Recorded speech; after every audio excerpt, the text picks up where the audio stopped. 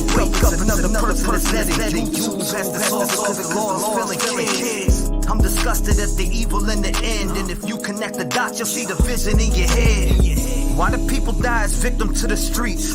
They wonder why I'm up all night and can't sleep. I'll be the voice for everyone who can't speak. L.E. fell Cali and now Sammy is free. AWP did a good deed, and y'all be talking all that shit while they just do it for free. 16 days for 35 minutes. All right, what's going on? Welcome, Rap Gang. I know I echoed at the beginning because I had the thing inside, but my bad. What's going on? Shout out to everybody in the stream. What's going on? We're back. Susie in the building, Delana in the building. What's going on? Nice to see you guys. Courtney, how you doing? Courtney in the building. Lisa G, what's going on? Nice to see you. Gold Dust Woman, good morning, everyone. Rap Game family and T-REV, appreciate it. Good morning to you too. Nice to see you. Midwest girl, what's going on? Nice to see you. What is going on? Welcome. We went to the dentist yesterday, but we're doing good today, though. What's up? We're feeling all right. We're feeling okay. I smacked the like on my way through. Make sure you hit the like button. Make sure you comment. Make sure you subscribe. Make sure you get your phone out. Make sure you get ready to talk. Let's talk about a couple different things. Now, a couple different things that I want to talk about in this live is these houses being blurred out near the King Road residence. Now, what that tells me is that there is camera footage there, that there was some type of surveillance in that area. Yes, we seen that when a month and a half ago that all those houses were blocked out. We seen that they were blocked out on the map. I mean, come on, guys. That just speaks loud to me. That tells me that these people wanted their house, or the police, for investigation purposes, wanted their house blocked out of the situation, right? They didn't want it to be visible to where people could go to Google Maps and try to zoom in on their residence and see, these cameras. We seen that a month and a half ago. I called it out on the stream. I said, look, these places right here, they have to have video footage. They collected video footage. I guarantee when the police hit the ground in Moscow at 1122 King Road, they walked to every spot in the whole area, knocking on door to door, asking for footage. I guarantee it. That's just proper protocol, and especially to the magnitude of what these homicides were. Now, not only that, we got Brian Coburger and his defense team challenging this grand jury. Oh, damn. So we have them challenge. They want to challenge the grand jury indictment. Why? Let's talk about it. Let's get into that. That's the conversation that I want to get into with you guys today. So, let's really talk about that, right? Because it's interesting to me that they want to challenge this. Now, is this just standard protocol? Would anybody in any case challenge the grand jury's indictment? Does anybody remember any cases from prior when they challenged the grand jury indictment? If you do, drop the names of those cases down below. I will be looking at comments, but again, shout out to everybody that's in here. Gypsy, Detective Puff, Lisa again. I see Lollipop. What is true? Brenda, good morning to you. Thank you for coming by. Make sure you guys share this wherever, on all platforms, Twitter, Facebook, Instagram, wherever you're at. I see all these new sites coming out too, like Kick and a bunch of different streaming websites that we may have to explore just because YouTube is soft as hell. You know what I mean? I don't know. I feel like YouTube is soft as hell. They always are hitting you with a strike for something or this, that, and the third. I'm over all that. Nancy, what's going on? Nice to see you. Hi, Trev. Hello, everyone. What's going on? Welcome. I appreciate you coming by. CKI says, what's up with a line in one of the docs stating Mr. Coburger knows there is exculpatory evidence. Like, is there, Brian? Is there really? I want to get into it. I want to hear from the community. I know it's been a couple days. I probably ain't streamed in 3 days. I had a doctor's appointment yesterday. Was numb last night. I had a miserable night last night, but I woke up this morning and I felt a little woozy, but I feel good now. Like, I feel actually pretty decent. I'm in a decent place. I'm sore from where they poked me and drained the abscess, and I still got to go see the oral surgeon, but that's another story, and I'll go through that and I'll finish all that. I'm just glad that I'm motivated to face everything. You know what I mean? So I'm good with it. Pat Gordon, what's going on, man? Welcome to the stream, my brother. Welcome to the stream. Cali in the building. Mama Cali in the building. Jody, what's going on? Jody Landis, shout out to you. What's going on? WD Mama, yeah, he's back. I appreciate you coming by. Thank you guys for coming by. Thank you guys for hitting the like button. Thank you guys for supporting me. I appreciate it. But let's jump into these phone calls. I mean, I think we should start the stream off with phone calls. If you think that we should start it off with phone calls, hit 1 for yes. If you think that we should watch a couple videos, put 2. Let me know.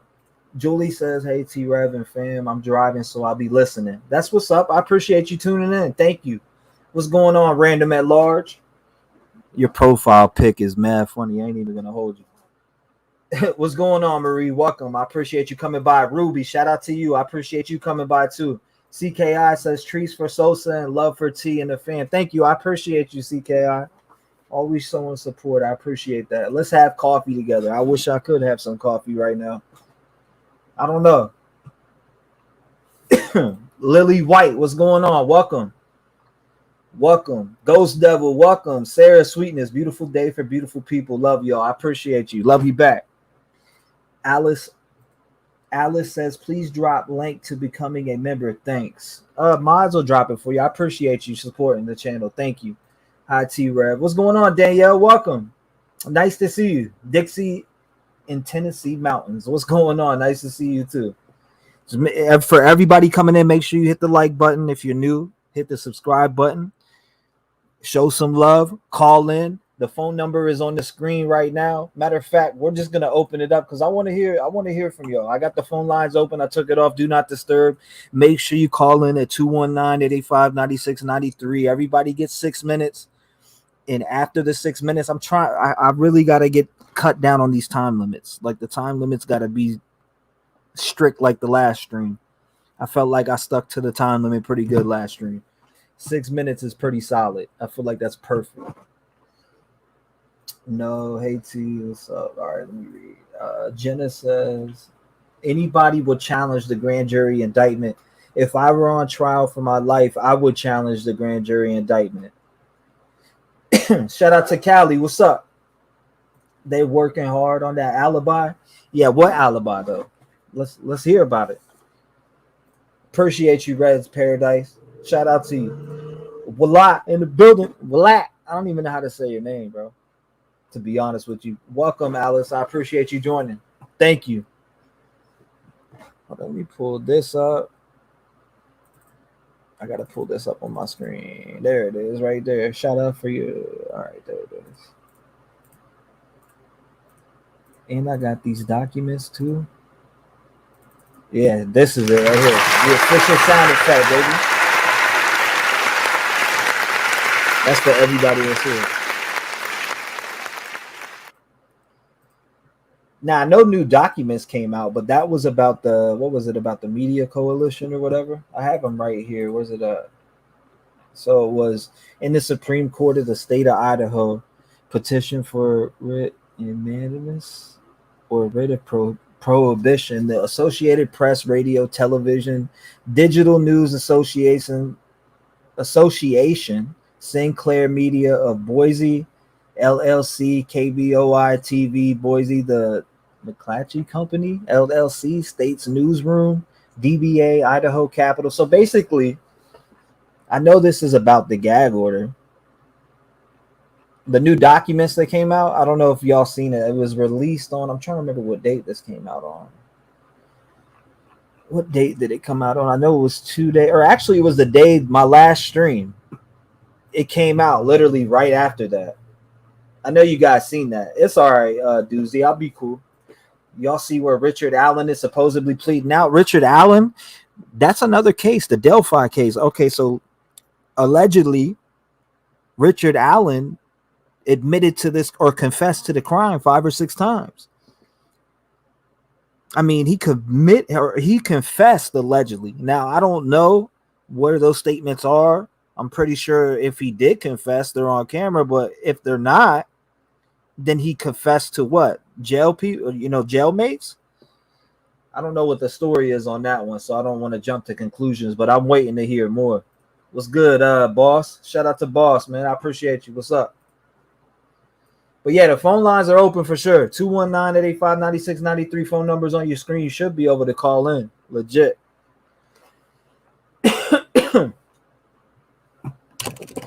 Your screen should be open. There's one that I wanted to pull up. Where's that joint at?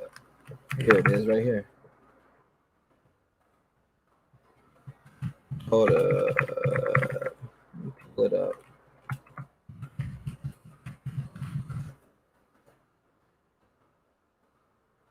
Okay, so I seen that.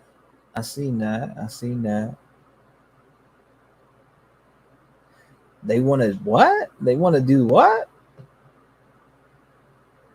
Oh yeah, now even though I hate watching them, we're gonna pull this up for 1 second, just so you guys can see what I'm talking about. I don't even want to do it, but I'm going to. Lawyer has a couple things on her chest that she'd like to get off, namely the whole grand jury indictment. What's going on, Tara? She's holding a hearing saying it's got to go. We want more time to look through all the stuff that the grand jury did, said, all that secret stuff, because we think Appreciate you, Missy. it maybe didn't go according to law or plan, or there was something hinky in there, which means we want to toss it out. We want that grand jury indictment tossed out. Damn, that shit came quick. 312, what's going on? You're live. Hey, T-REV, how you doing? What's going on, my brother? How you doing? I'm doing great. Thank you so much. I'm glad I got through. Yeah, I'm feeling a little weird about calling you just because I have opinions that come up, and sometimes I comment on your live chats and stuff, and then I end up kind of going, God, why did I say that? So thanks for being just an awesome guy. I'm Cave Diver, and I'm calling because I appreciate the way that you have consistently, I mean, nobody does it perfectly, right? We're humans, but you play the middle really well, like better than anyone out there. I think that there's two directions that people tend to go, and both of them are kind of dangerous in my opinion. Mm-hmm. One of them is this idea that law enforcement can't possibly be corrupt. What they say is true. They got their suspect. He's the guy. Blah blah blah.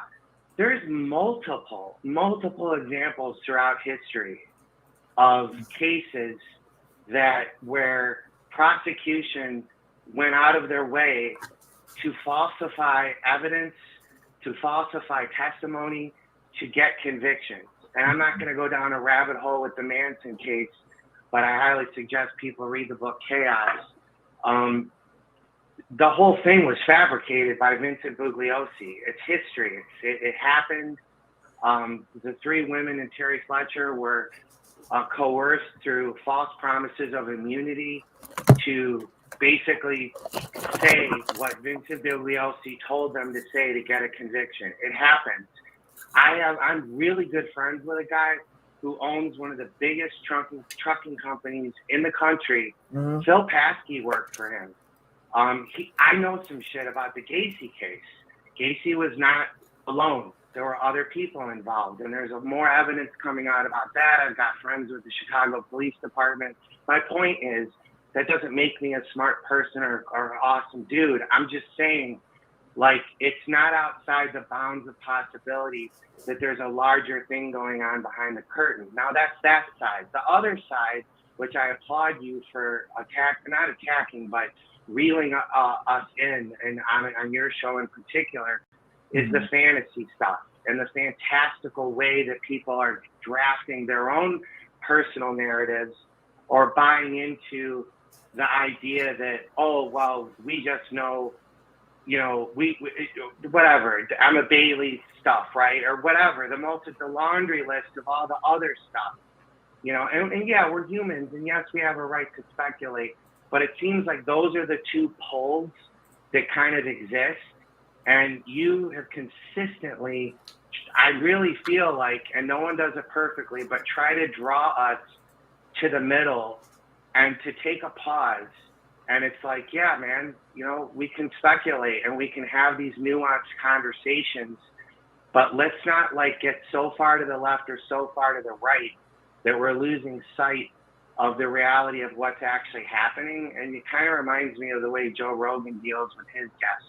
I mean, you're on to something with the way that you consistently try to do that. I just wanted to applaud you for it. I clearly don't always agree with everything you say, or clearly don't agree with everything that anyone says. And that's awesome, but that means you have your own mind, and I like that. You know what I mean? Yeah. So I don't know. I guess that's just all I wanted to say. It's a natural human thing to kind of go to extremes, but the best thing that we can do as people is try to remind ourselves to kind of stay in the middle and meet each other where we're at, to have these continual nuanced conversations. And we can be open to what may in fact happen. But when people start stating emphatically that, oh, I think it was a robbery gone wrong, or I think it was this, or I think it was that, it's like, yeah, I don't know, man. You're kind of stretching, dude, and you're kind of using it's dangerous. It's not helpful, let's say that. At the very least, it's just not helpful. You know? Yeah, so, I mean, what's your thoughts on them challenging the grand jury challenging that? I mean, do you think this is just, you know, regular protocol? I mean, he is fighting for his life, so I mean. Okay. I kind of don't think it's standard protocol, and again, I can't speak from my own base of knowledge. My stepmother is a leading prosecutor in Cook County, and so I have access that I've talked to her about it. It's not really necessarily standard protocol if in fact he was guilty. I mean, what this is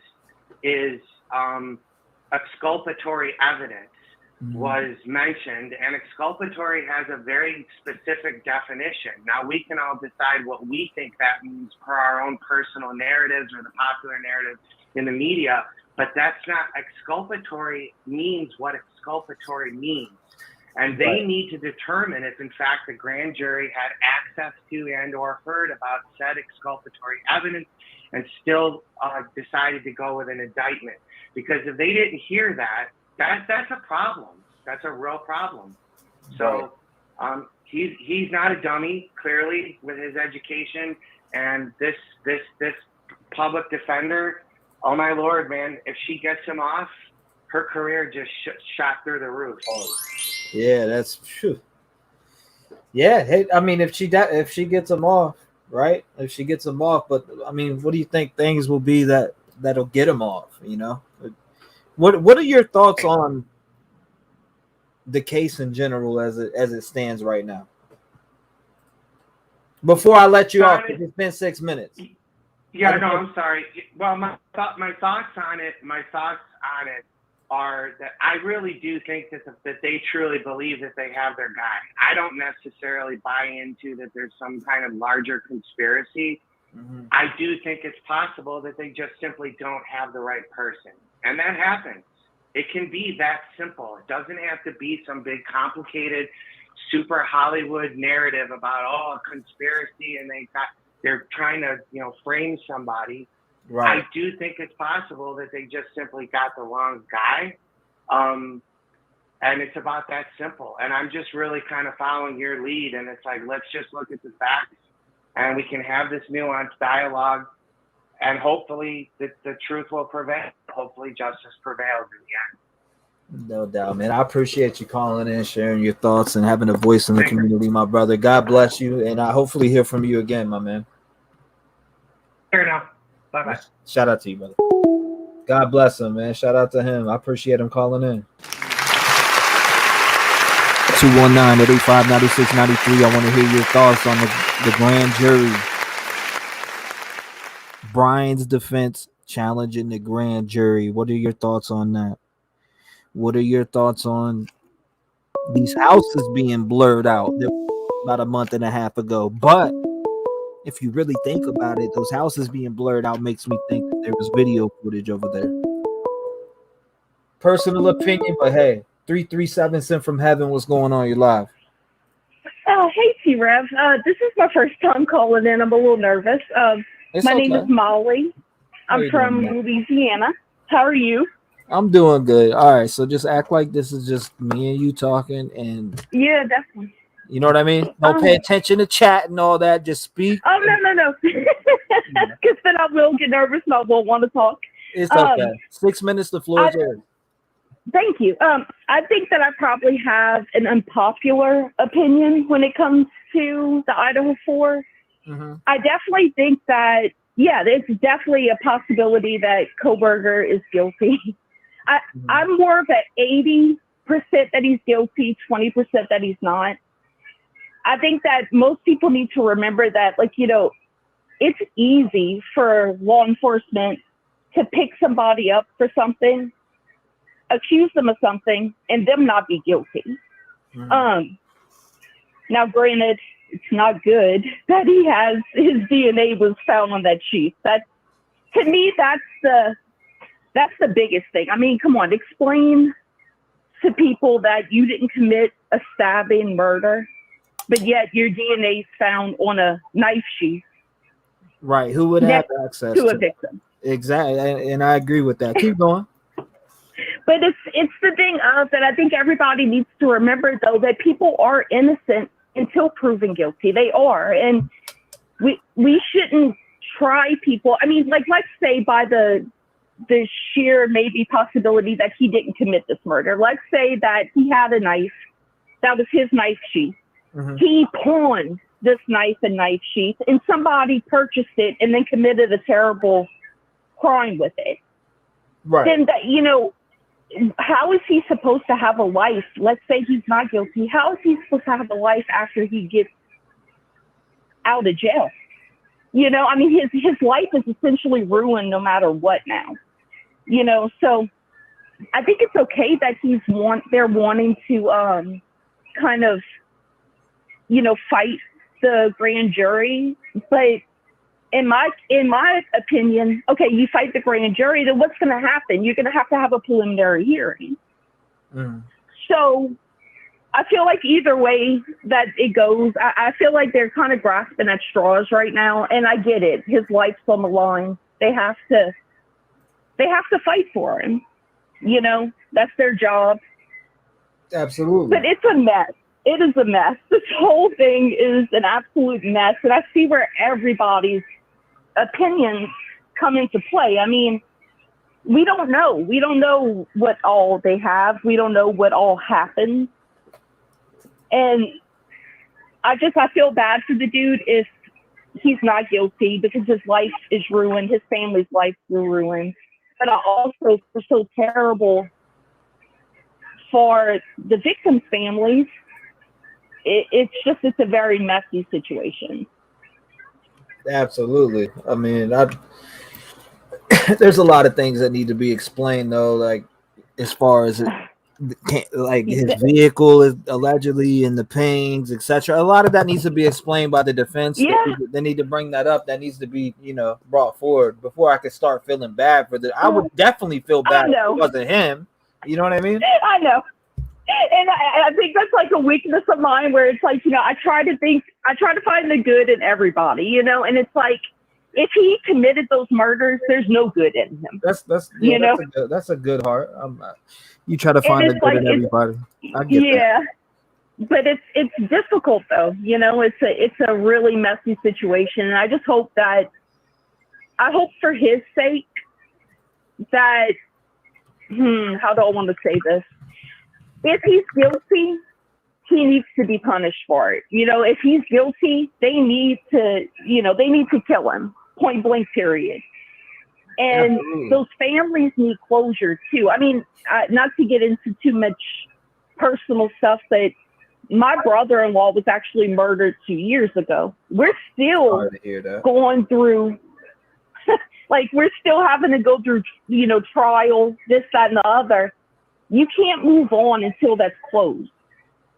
Right. No matter what the outcome is. And I really do. I feel so bad for these people and their families. I also feel bad for his family, because I doubt that they ever thought that their son would murder people, if he did.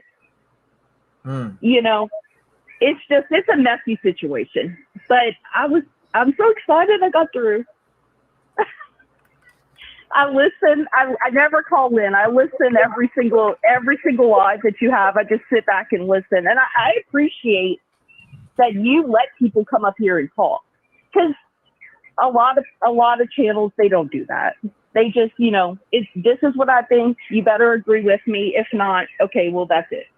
Sit and listen. Yeah.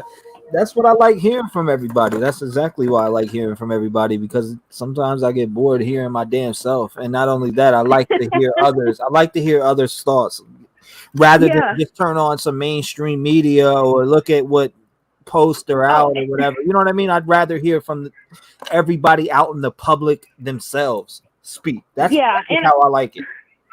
And I definitely think that people need to be more involved with, I know it's been 6 minutes, but people definitely need to be more involved with things like this. The more attention you can bring to something, the more likely it's going to get done right.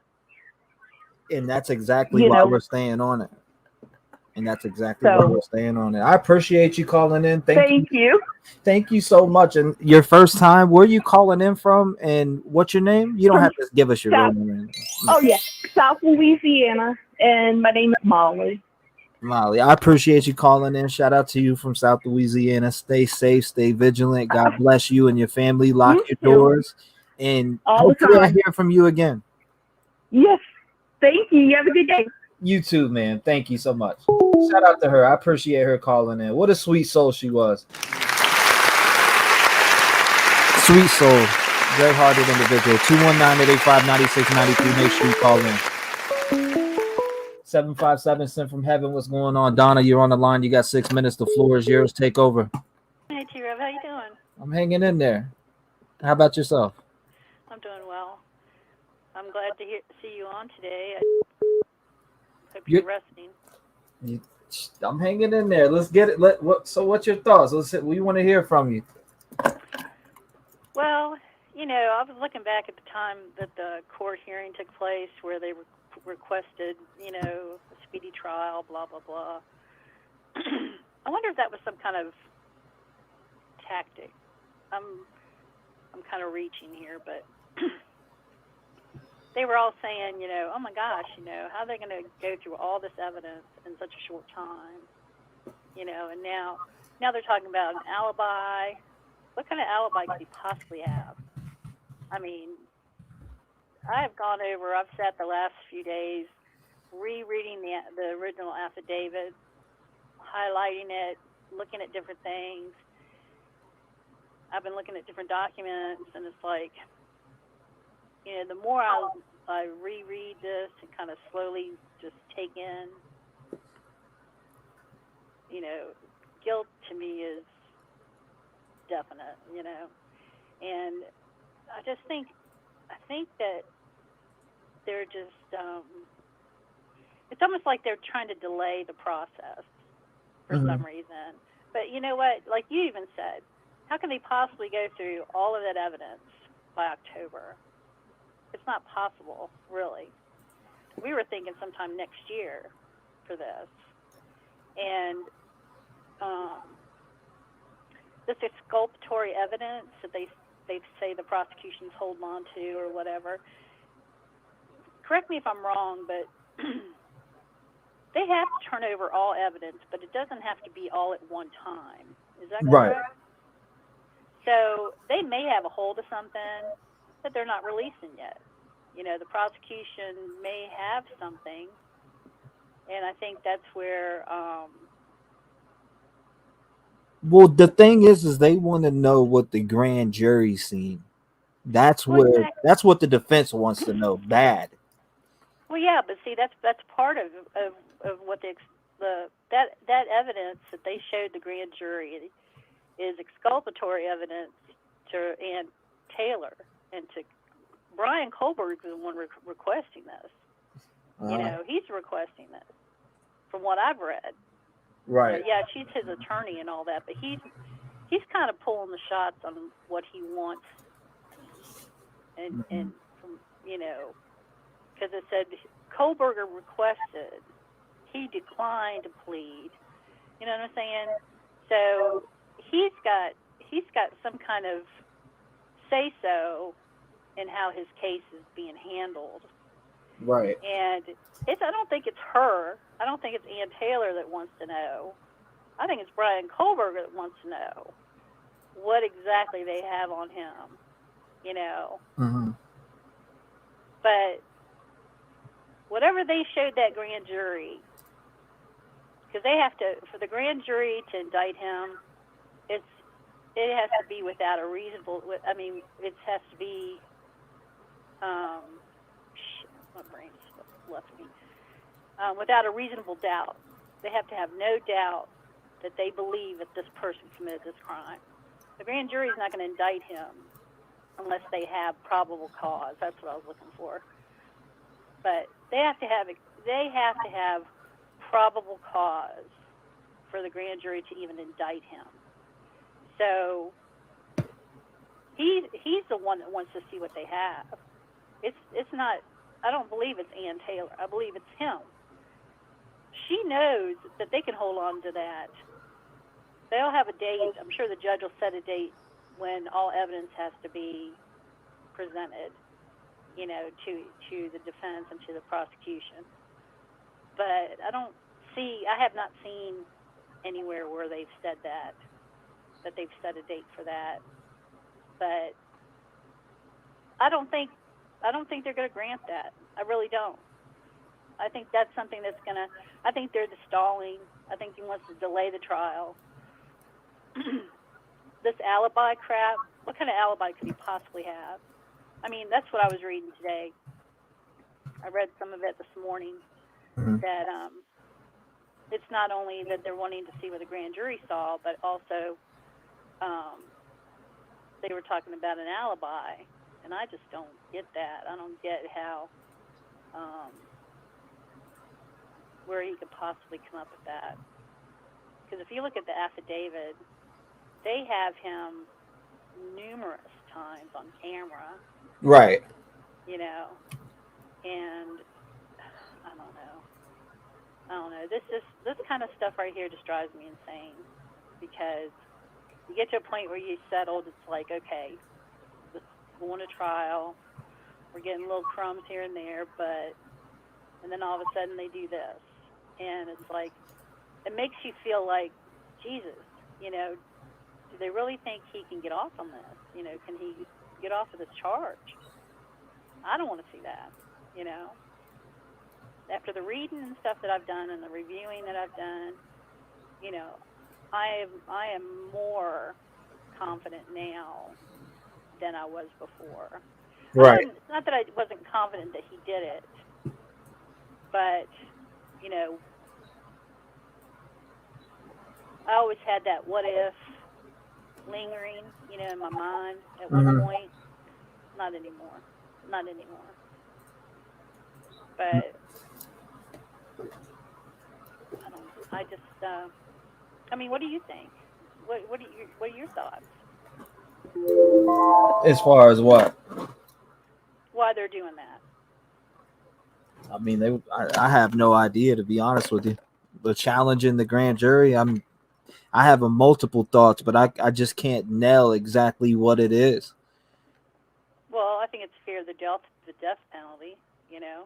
They want to see what this grand jury seen, and I don't know. I just can't say what it is, because I don't know what the evidence is. You know, if I knew the full blown evidence on what they had taken to the grand jury, I'd be like, well, they could be questioning this or that, or a statement by one of the roommates, or who knows what it is.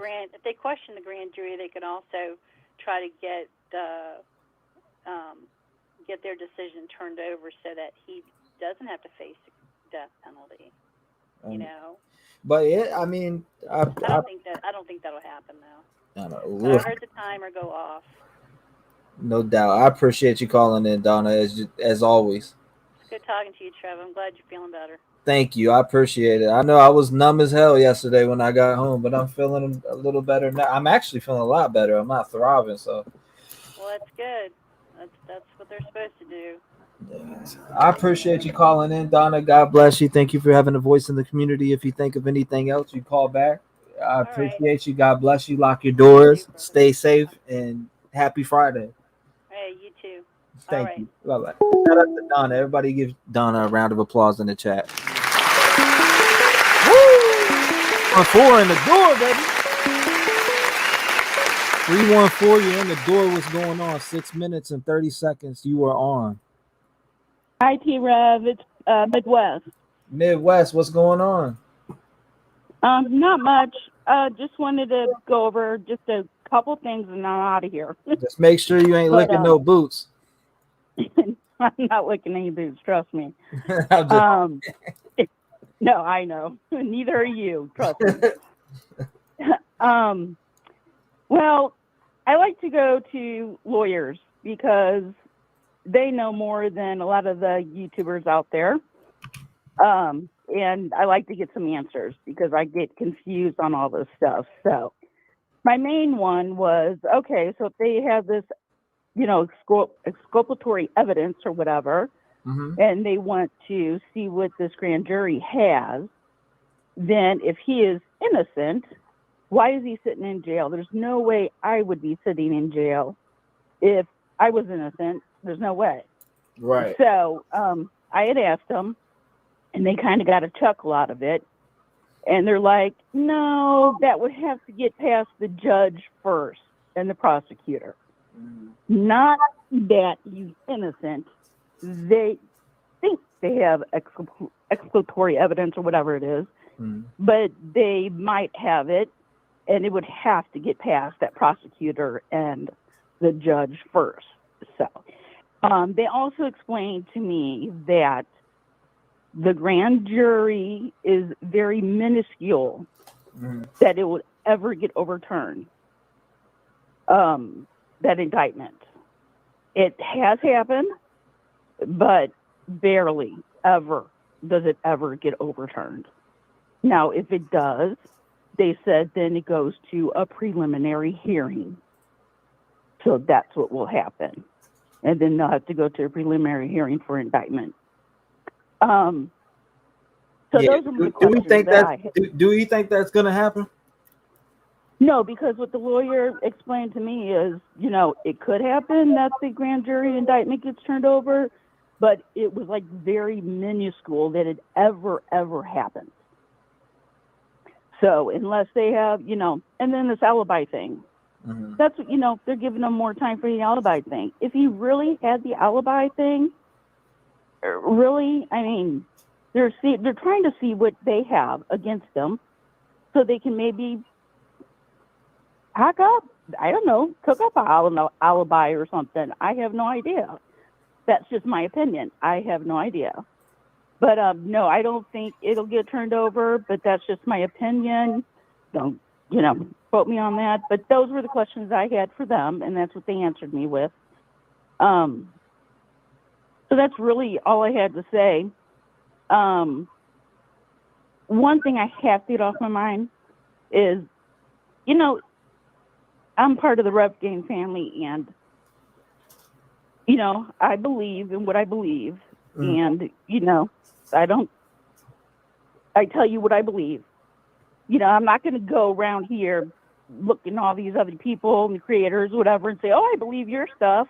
And then come back to you and say, hey, T-REV, this is what I believe. It just doesn't happen. So, if you want to be loyal to somebody, everybody has their own opinion, but don't be bullshitting you. And I just, I see it. And it's just not one person or anybody. I see a lot, and it's just, come on, people, be loyal and stick to your guns and believe what you want to believe. Right. But, voice your opinion and make sure that's it. But anyway, I just wanted to let you know, I don't think that grand jury is going to get overturned. I really don't. He's innocent until proven guilty. And I think that a jury of his peers, that's their job. And then we'll have to find out and hopefully, If he's found guilty, he's guilty. He's innocent, he's innocent. And if he is innocent, they better get their butts out there and find out who did this then. Yeah. But I really think he's guilty. But, innocent until guilty. Yeah, obviously. It's obviously innocent until proven guilty, no matter what your opinion is, my opinion is, anybody else's opinion. I mean, look at all the backlash Casey Anthony was catching during her shit, and she got off. Yeah, there's a lot of them, like OJ. I mean, we could just break that down. Casey Anthony was getting slaughtered on social media. Slaughtered. Yep. I mean, tore to pieces. And she was found innocent. Yep. And it could be well with him, too. And, and I hate for him to get off if he really did this, because you know what? It's going to be a sad day. For sure. I mean, but people, go around and they yell, oh, well, in the public's eye and this, that, and the third. My public opinion is not going to sway anything. I promise you that. The whole world's eyes were on the Casey Anthony case. And like I said, where's she at now? Right. And with Brian, too, it's like everybody is now saying that this PCA, there's nothing to it, that the touch DNA doesn't matter. The pings are irrelevant. They don't matter. Nothing matters about the PCA anymore, and I don't understand that. Right. Like, well, if nothing was true, then how would a judge use that PCA to indict him or to arrest him? So I guess the judge was wrong? I mean, Joe Schmo and Blow can say anything they want, Yep. So that's my opinion, and I'm glad you let me on to speak it. Their opinion is just like, our opinion. We have our opinions, they have theirs. I mean, could you be wrong? Could people be? Yeah, absolutely, 100%. It's about what you follow and what you read. If you look at the same documents and the same things, you see what they see. We don't have all the documents they seen, obviously, as far as evidence, but we don't know what the grand jury seen. Like, those are things that I speculate on. What did the grand jury see to say, okay, yeah, let's push forward with this?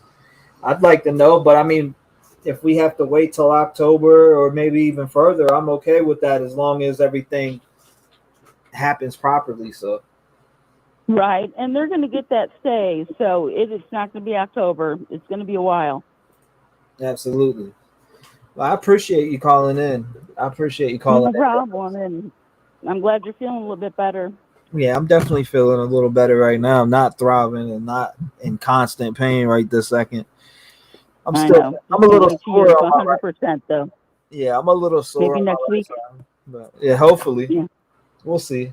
Okay. Well, God bless you, Midwest. I appreciate you calling in. Love you, girl. Lock your doors. Stay blessed, and I'll talk to you soon. Always. Thanks, Rev. Shout out to Midwest. Everybody give Midwest a round of applause. 219-885-9693. Make sure you call in.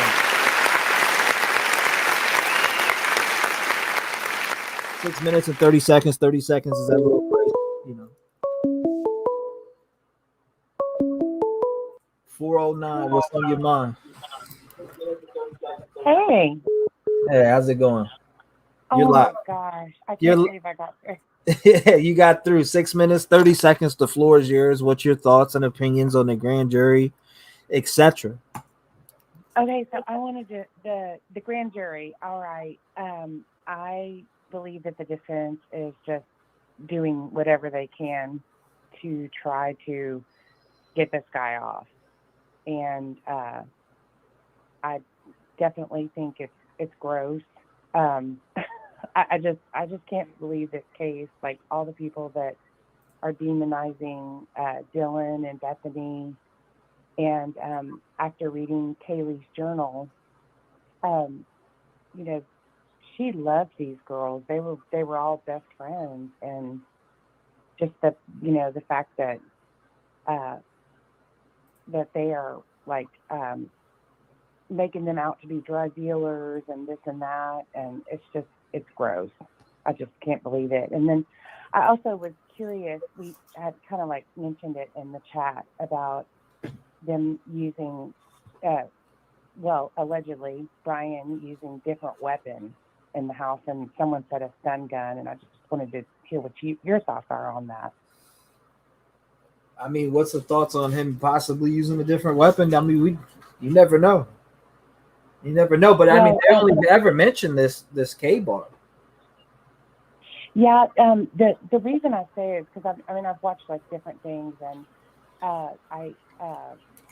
they were talking about the autopsy report and how the wounds were described differently, and someone brought up a good point that if they were all, I guess maybe the way that they were, I hate to say the word, but the way that they were assaulted, like the angle of the knife and everything, maybe could explain the different ways that they were described, but it just kind of like led me to think that maybe he had more than one weapon.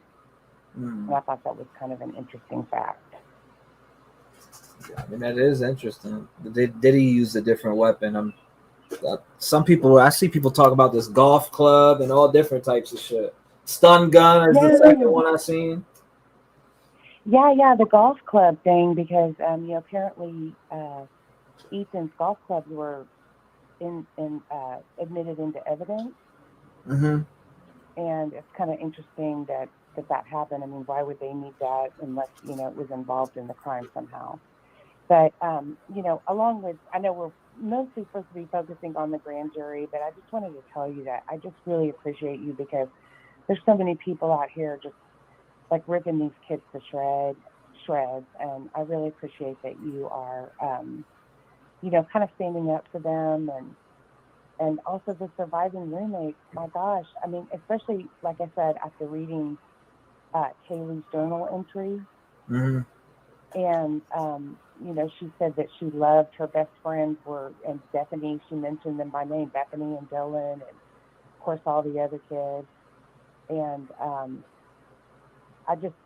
it's just gross to me that people are being so awful with these kids, And Kaylee, I mean, my gosh, after reading her journal entry, what a disciplined person, what a upstanding, disciplined, sweet person. You really just, get that. And I just know that, you really do give them a voice, and I so appreciate that. I watch a lot of these YouTubers, and I just can't believe my ears. Terrible. Yeah, things are running wild out in the field. I'll tell you that much. They really are, and like I'm really fair-minded. Like I but there's just too much evidence. Even at the PCA, there's definitely some flaws in it. There's definitely some holes, but they can't put every little single. There's just so much that we don't know, and I think that's where people, they just theorize, and it's like, man, we don't know everything. And it just, I don't know, it just really bothers me. And like I've had, like you, kind of like had to walk away from it a couple of times, because I'm just like, I just can't believe that people can be such shitheads. Yeah, you got to like, I had to take a 2 or 3, it was like 2.5 week mental break at one point, like just to because a lot of people were hitting me up with all these different people, and it's like, I don't know, I just started getting frustrated with everything that I was seeing, because there can't be 12 to 14 people involved. There's no way. There's no way. I just can't believe it. I'll believe it when I see it. You know what I'm saying? There has to be like you said before, I've heard you say this, there has to be like a huge conspiracy going, and everybody would have to be involved. And trust me, I am a conspiracy person. Like, I always think that there's more than meets the eye, so I, like, there's a lot of things about law enforcement, everything. They're not perfect, and they make a lot of mistakes. But in this, I just, I do think they have their guy just instinctively, and it could be unfair for me to feel this way, but I just think Brian is he's just, you know, he just fits the profile so perfectly of somebody that would do something like this. Right. He's a weirdo. I mean, there's really no way to put it. And God, you know, God forgive me if he's innocent. And like you've always said, we'll definitely eat crow and admit we were wrong and everything. But if there's just too much with this guy and all these other people that they're throwing out, it's crazy, and it's gross to demonize the kids. And I'm sure they partied and had their fun, but it's gross. I hear my time is up. Thank you so much for taking my call. I love you. Love talking to you. Thank you so much. I appreciate you calling in. What's your name and where you calling from? You don't have to say your real name. You can say your YouTube name or whatever. I'm Amy. That's okay. I'm Amy from Texas. Amy from Texas. Thank you so much for calling in. I appreciate you. God bless you. Happy Friday. Lock your doors. Stay safe. Stay vigilant, and always protect yourself and your family. Thank you for calling in. Thanks, man. Have a good one. You too. Shout out to her. What a beautiful soul also. 219-885-9693. A lot of beautiful people calling in this morning. 317 sent from heaven. What's going on? You're live. Hi, this is Lily. First time I've ever called in. Oh wow. I'm glad you called in. What's going on? What's your thoughts and opinions on the grand jury, or on the defense challenge in the grand jury's indictment? Like, where are you at with that?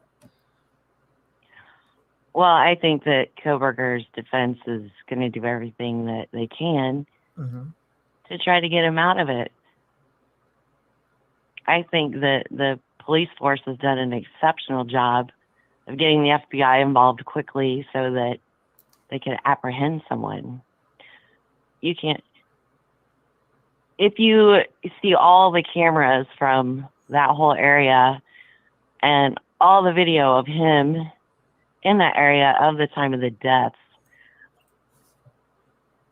and I saw someone in the comments say that who's the person that's going to come forward to be his alibi when he has his father asking people to be his friend. I just don't see him having an alibi, or he wouldn't be sitting in jail right now accused of killing 4 beautiful souls. Absolutely. I think it's a very sad situation. I mean, what is the alibi? You know, like what's your alibi gonna be? Right. What's your alibi? Who's cool? Who's gonna corroborate your alibi? I mean, is there somebody we don't know about that can corroborate it? Yeah, that would be my question, because he seemed to be a loner. Like, nobody has come forward saying, "Oh, I'm his friend. I'm so shocked that he did this."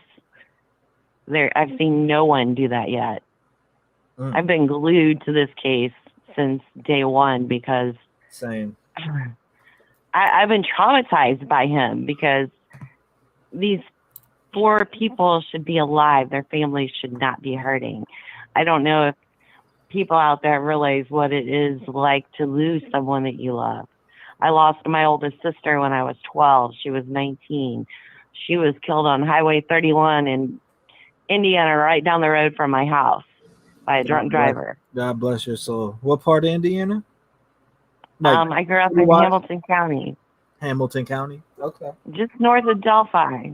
Yeah, I actually, where we go camping at is 20 minutes from Delphi. Yeah. And that's a whole nother sad situation. That's another situation I'm going to be covering too also. I know that I've followed it from day one, HLN, Nancy Grace, but yeah, I'm going to be making some videos on that. And JLR was out, I guess, today at the Freedom Bridge and walked that whole area, which I'm glad he did, because that's something I've wanted to do myself, but I have health issues that I cannot drive. Over 45 miles an hour, I get vertigo, because I live just south of Delphi now. And God bless you. I'm sorry. Anyway, this Coburger guy. And the thing about that your last caller said about the girls, okay, I am going to be 53 next month, and I remember what it's like to be 19 and 20 years old. I was on my own. I wasn't in college. I lived in Atlanta, Georgia, and in my 20s, I lived in a party house. Mm-hmm. I had a boyfriend, and he and I lived in a house that our doors were never locked. It was nothing for me to come home from work and 5 of my friends be on my couch, but neither me or my boyfriend be at home. So in the middle of the night, you see someone like that.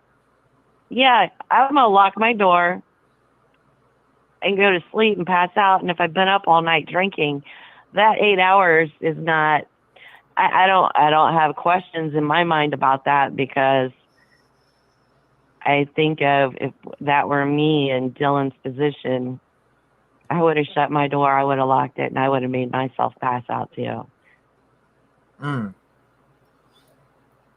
Yeah, I mean, that's a situation where we really don't know. We read the words on paper, shock like phase, I'm here to help you. You open the door, you come face to face with the alleged guy, but did she really know what went on the other side of the door? I don't think so. I don't think so. I'm at the point where I don't think so either, but I still want to hear the testimony on that. You know what I mean? Like, I still want to hear, because we want to hear what happened. We want to know what happened. Absolutely. Absolutely. And I don't think we're going to hear until this comes to court. And I keep hoping that, he just cops to what he did and says, I'm guilty, because what the families are going through, and the 2 surviving roommates, they have to have some kind of survivor's guilt. I mean, that's a real thing. And shock, you never know what shock can do to you.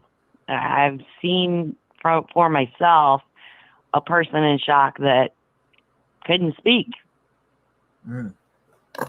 It affects everybody, and that was just from a car accident. Yeah, it affects everybody differently, and people got to understand that also.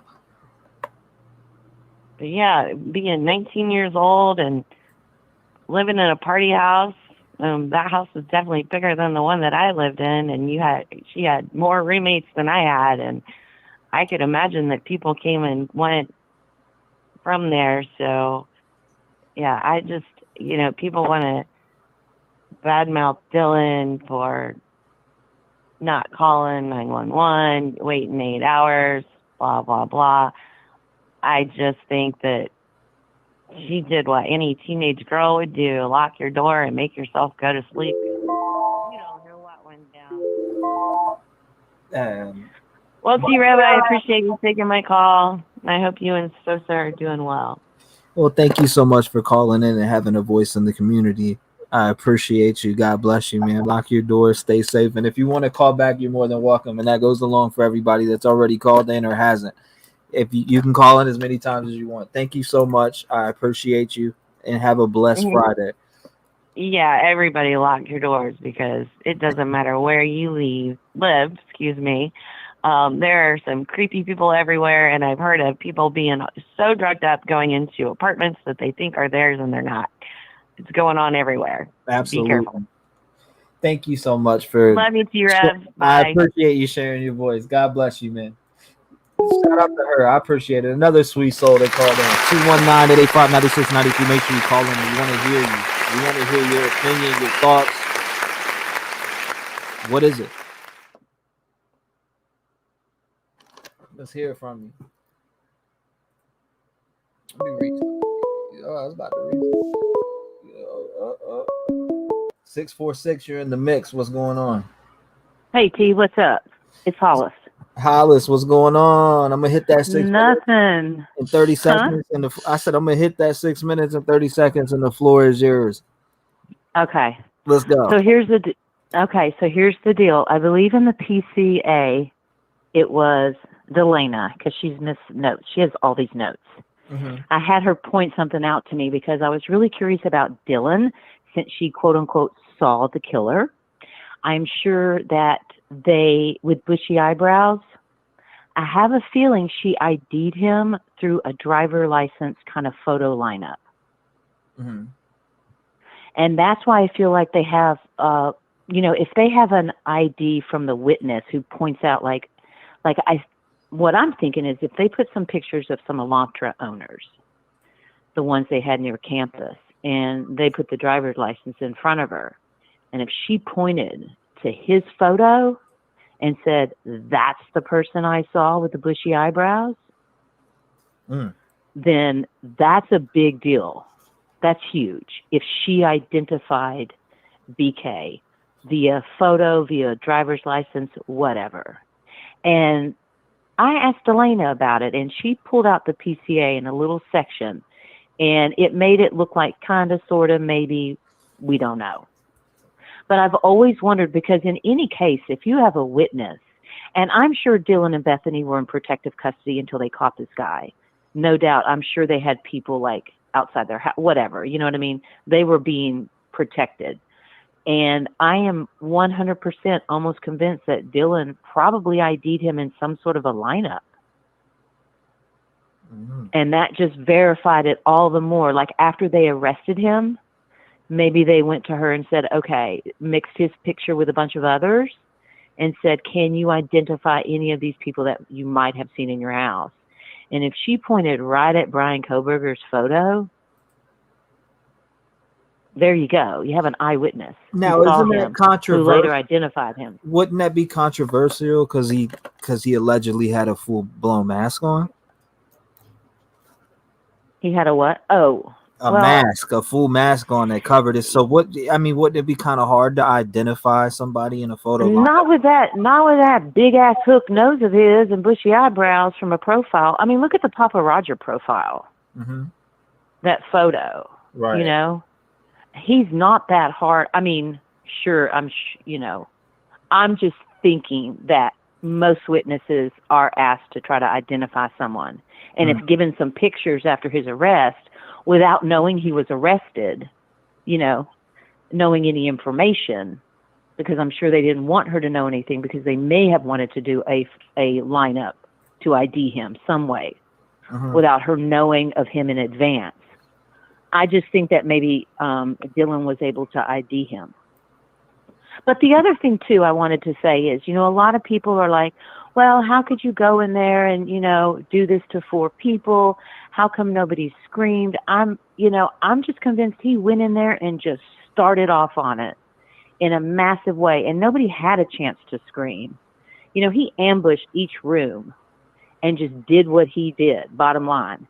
And I also think, because Kaylee was really into true crime as well, she watched Olivia, I believed, a lot. Absolutely, yep, that's a fact. I have no doubt that those girls with their nice manicure nails were fighting for their lives, grabbed his hair, scratched him. I think they all have his DNA on them. I think they got it under those girls' nails.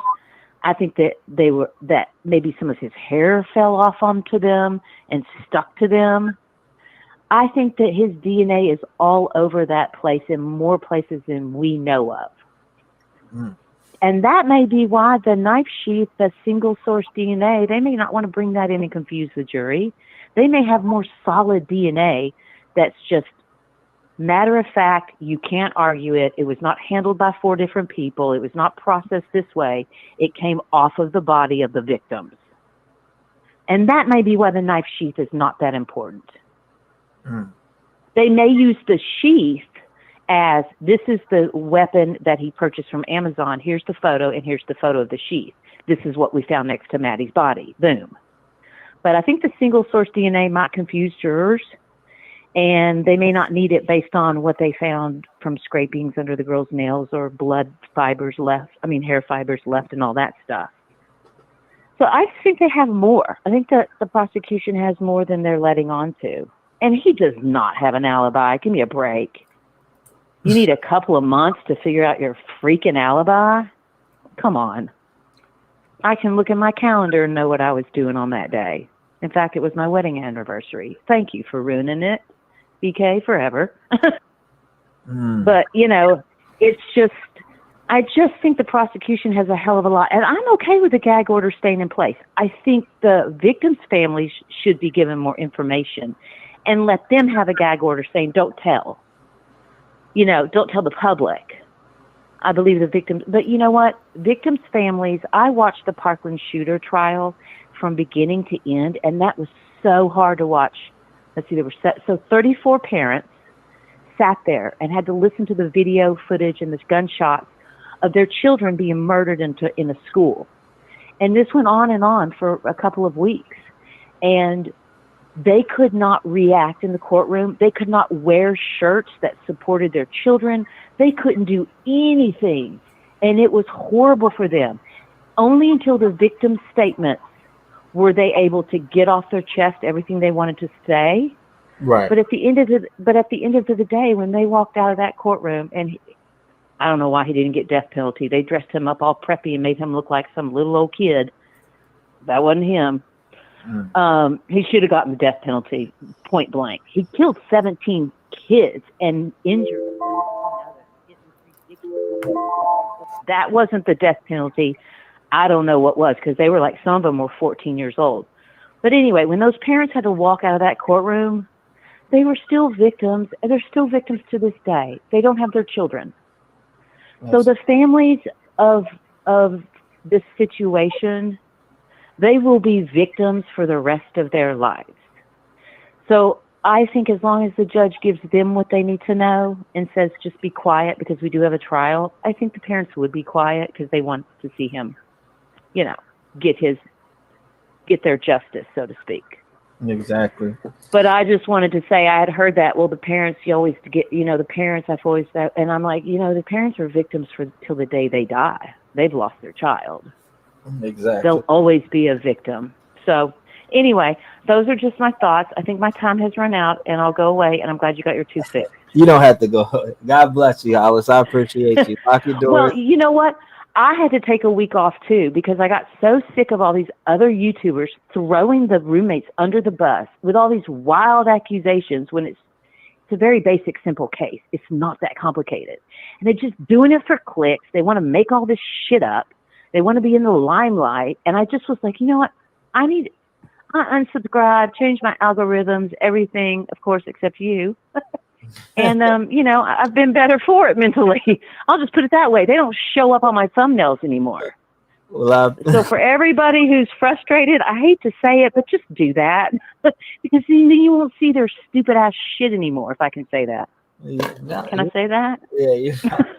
I appreciate you, Hollis. I'm going to get some more in. But thank you. Everybody loved you in chat, and we always love you as usual. And I love you guys. I always love you guys. You guys make me happy. You make me laugh. Happy Friday. Lock your doors. And if you think of anything else. Friday. Yeah. Oh, my God. I never even knew it was Friday. Thank you. Yes. All right. Bye, P.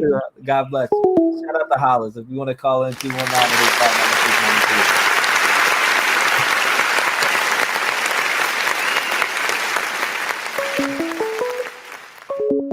312, what's going on? You're live.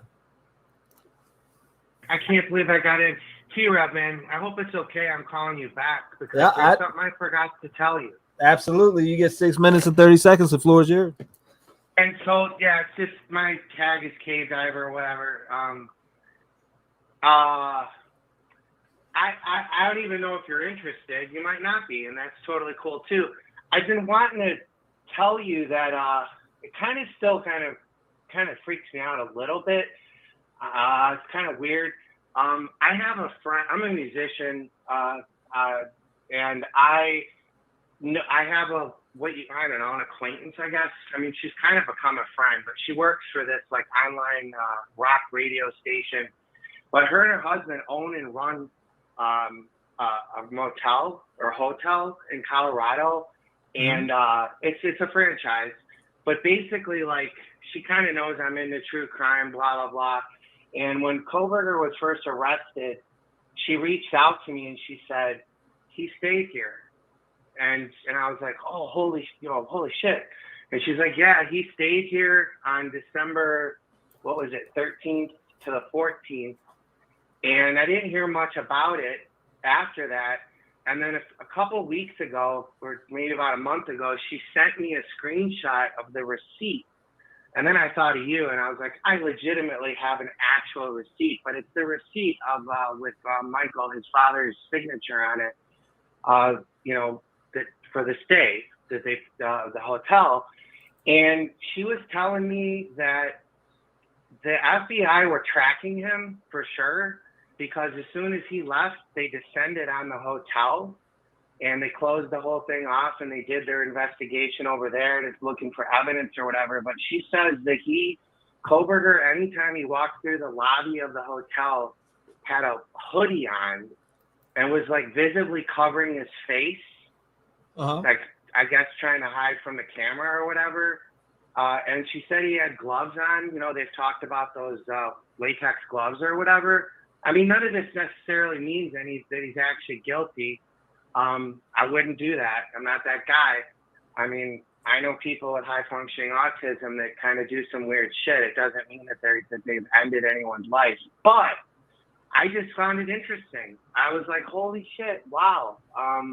And she said that they both were kind of like, from her perspective, like their behavior was really weird. Apparently Michael, his father, kept trying to talk to her about the shooting at WSU with Kopaka, and was almost in, she said, a quote unquote gloating type of fashion, talking about what happened at 1122 King Road and what happened at WSU. What does any of that mean? Well, who the hell knows? But I don't know. For some reason, I just was like, shit. I was wanting to share that with you, not to like muddy the waters or anything like that, but just like, it just kind of goes to show you like what we are a community, I guess. And we never know who we know. We never know who we know. And we got to be, you know, it's just like, what the hell? This is just some lady that I intersected with through a radio station. We started like talking here and there, and she ends up sending me a screenshot of a receipt from I'm like, what the hell? Wow, that's so. This is a friend of yours that you know that he's Brian and his dad stayed at the hotel. Colorado. I mean, like, obviously, I'm not, and I actually don't have a problem sending you a screenshot of the receipt. I'm not going to say her name, and I'm not going to say the name of the hotel because it's a franchise. I respect. And that's just for her. But I mean, I've actually been talking to her and kind of trying to get an idea of what she might be willing to do or say. She knows who you are. She thinks you're great. But yeah, I mean, it's her business. So, but she sent me the receipt. I didn't believe her right away. I mean, it's not like we hang out and go have coffee. She lives in Colorado, but when she sent me the receipt, I was like, holy shit, they stayed at your hotel. Oh my God. And then I just thought it was interesting that she wasn't just commenting on Coburger's odd behavior, which let's be careful about all that, because you could project all kinds of shit onto people's odd behavior. I live in Chicago. There's all kinds of odd behavior going on. So do I. It doesn't mean, you know what I mean? Yeah, it doesn't I'm mean in Chicago too, bro. Awesome. Yeah. But any rate, it's just kind of like, but the fact that she was kind of commenting on his dad's behavior. I mean, but again, I mean, my dad's kind of, well, you know, we all have kind of weird relatives, and dads can be weird. But she said that on more than one occasion, he just casually walked up to the desk and like wanted to talk about, you know, I just went and got my son, and man, that shooting at WSU and all that. I mean, hey, that's pretty intense situation going on, you know, where your son lives. It's not out of the realm of possibility that you're going to want to talk about it, but she just felt like he had this odd sort of sense of pride in a weird way with how she put it, that like, my son goes to school where there was this shooting and lives right by where this other thing happened, and I don't know, but whatever. I mean, but my larger point is, she told me they were tracking him.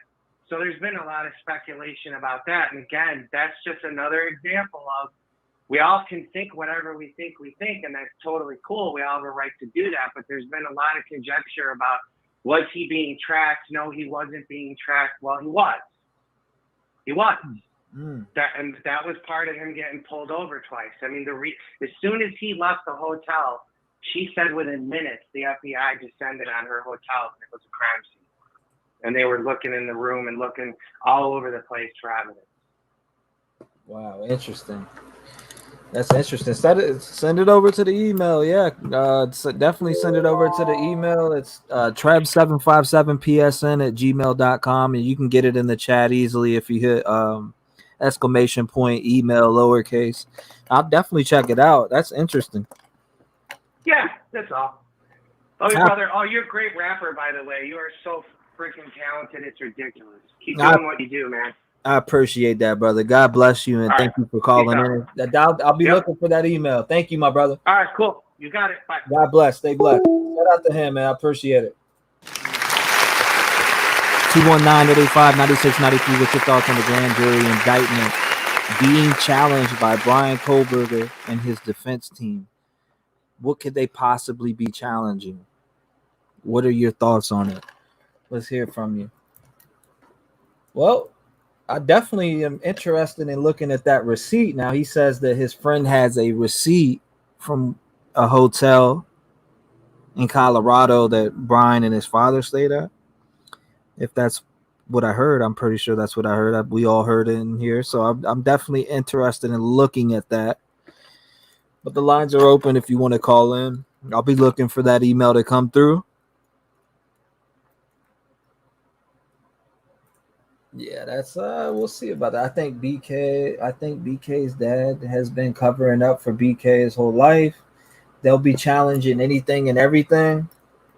I'm sure they know if he was in that hotel though. He just said, didn't he just say they were all over the hotel though? The police searching the hotel, etc., going through the room. I'm pretty sure he said that at the end. So what's your take on Noah Innos and Nicole Rye? Why? Lizard King, Gizzard, Wizard, Frontier, Restaurant, Disappearance, T. Send that to me. I don't even know what you're talking about. Send that to me. Stargazer says, and also how many other people were called to come over, walking around 4 dead people, and they didn't even call the cops. Okay, here we go. 781, what's going on? You're live. 6 minutes and 30 seconds. The floor is yours. First of all, what's your name and where are you calling from? My name is Helen from Boston, and who the fuck is the Texas Rangers? There's Helen. I missed you, Helen. How you doing? I miss you too, kid. But listen, I am calling today because I now know the right person is in jail for the murder. Okay. I've only seen one motive from the beginning, and I guess I squash it because Bryan Kohberger is in jail for a reason. They have him. They got something good on him, something big.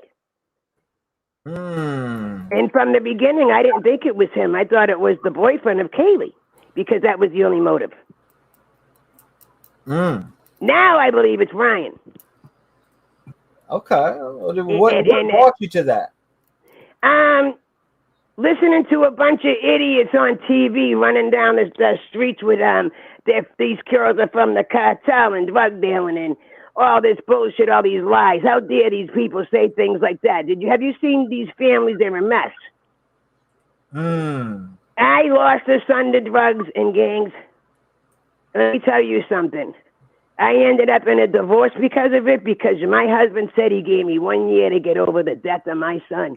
Let me tell people something. You never get over the death of your child. It feels like it just happened.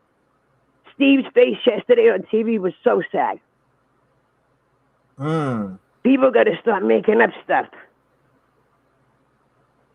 It's sad, T.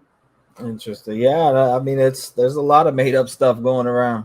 It's so sad with the cartel. Does anybody realize that the cartel wouldn't have left anybody alive, and we all would have known it was them? They let you know. Absolutely.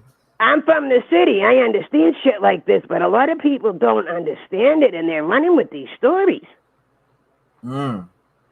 And I look at that family, and I hope to God they stay together and get help because it's a hard dealing with.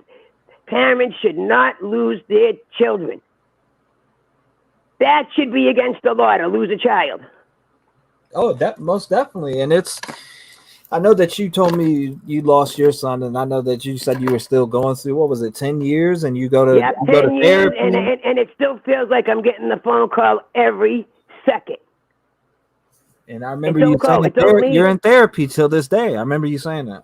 Yep, it just doesn't go, and because of drugs and gangs, I lost my son, and it still feels.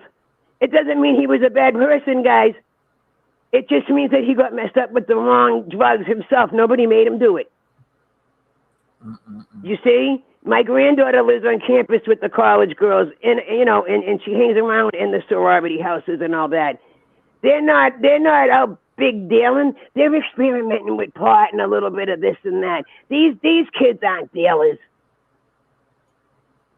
People got to stop saying things about these poor little kids, you know? Absolutely.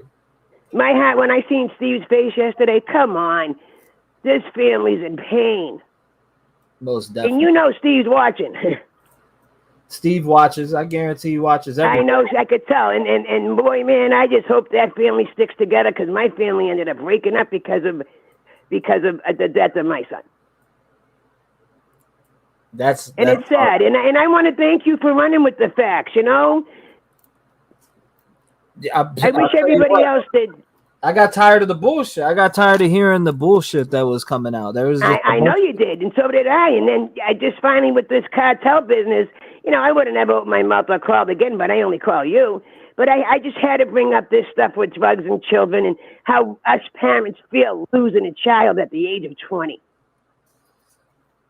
Yeah. And people making up shit. I still hear people talking about my son and saying things that aren't true. And that's, you know what? If I wasn't an old lady, I'd be out kicking their fucking asses, believe me.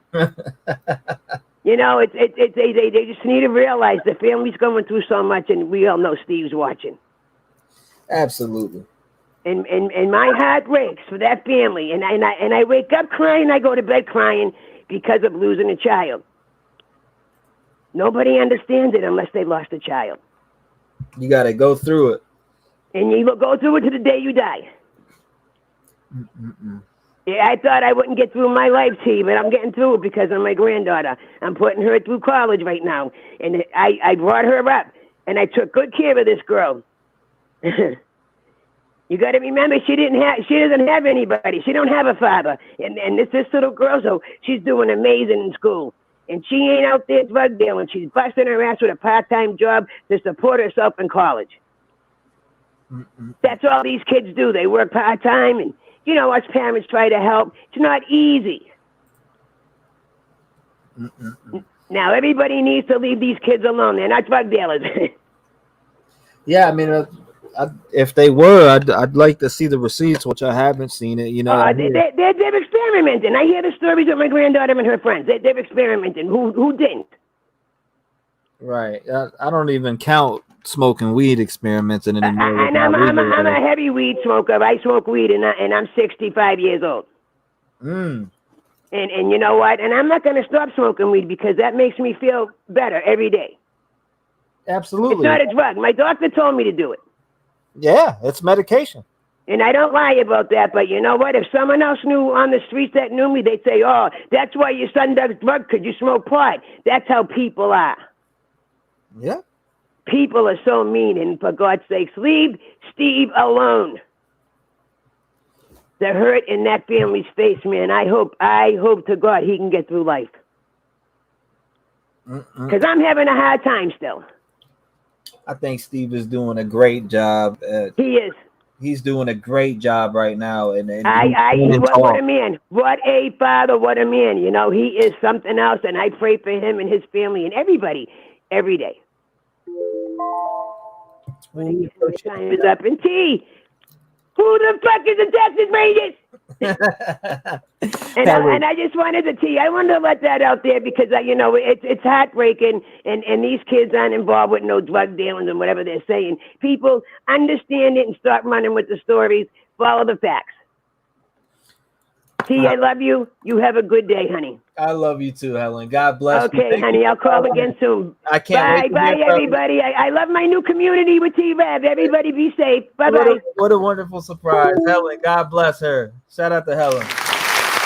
219-885-9693.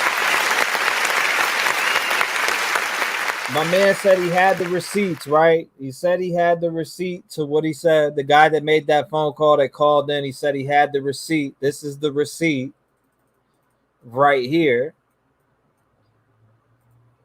This is the receipt he was talking about. I don't know where this came from. It says room 301. The arrival 12/13/2022, or 12/13/2022. Departure 12/14/2022. 2 adults. Rate $79 from 12/13 to 12/13. It has this.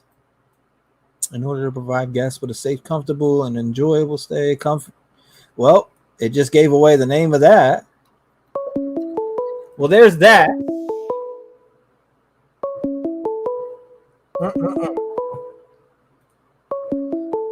330, what's going on? You're live. Hi, T-REV. How you doing? Oh, fine. I can't believe I got you. Yes, ma'am. You are live. You got 6 minutes and 30 seconds. What's on your mind? What are your thoughts on the grand jury, or not the grand jury, the Brian's defense challenge in the grand jury indictment? What's your thoughts on that, and just the case in general? Well, in general, I think he did it. I think there's a lot of evidence. I hope he gets a good trial. I think he will. I think it'll be fair. And I just wanted to tell you how much I enjoy your show. I appreciate that. I started watching it about 3 or 4 months ago, and I really enjoy hearing what the people say and the different. And I love Papa Sal. Yeah, Papa Sal. I have no idea where that guy is right now, you know? Yeah. You two are so cute together. You sound like you're out of the movies.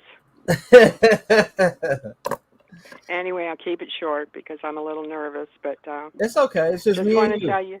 Yeah. Just want to tell you I love you. I love your show. I love listening to all the people. And I have an open mind. Yeah, definitely got to have an open mind. That's for damn sure. Yeah, and I'm calling from Ohio, so I'll tell you that.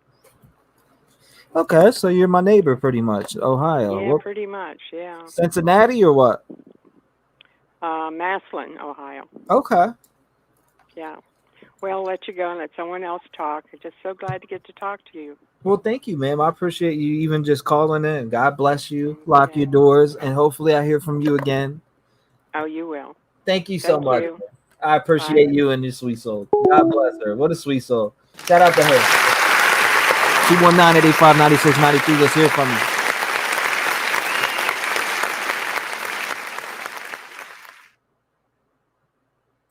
Let's hear from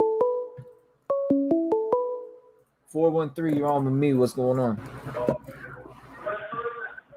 Hello.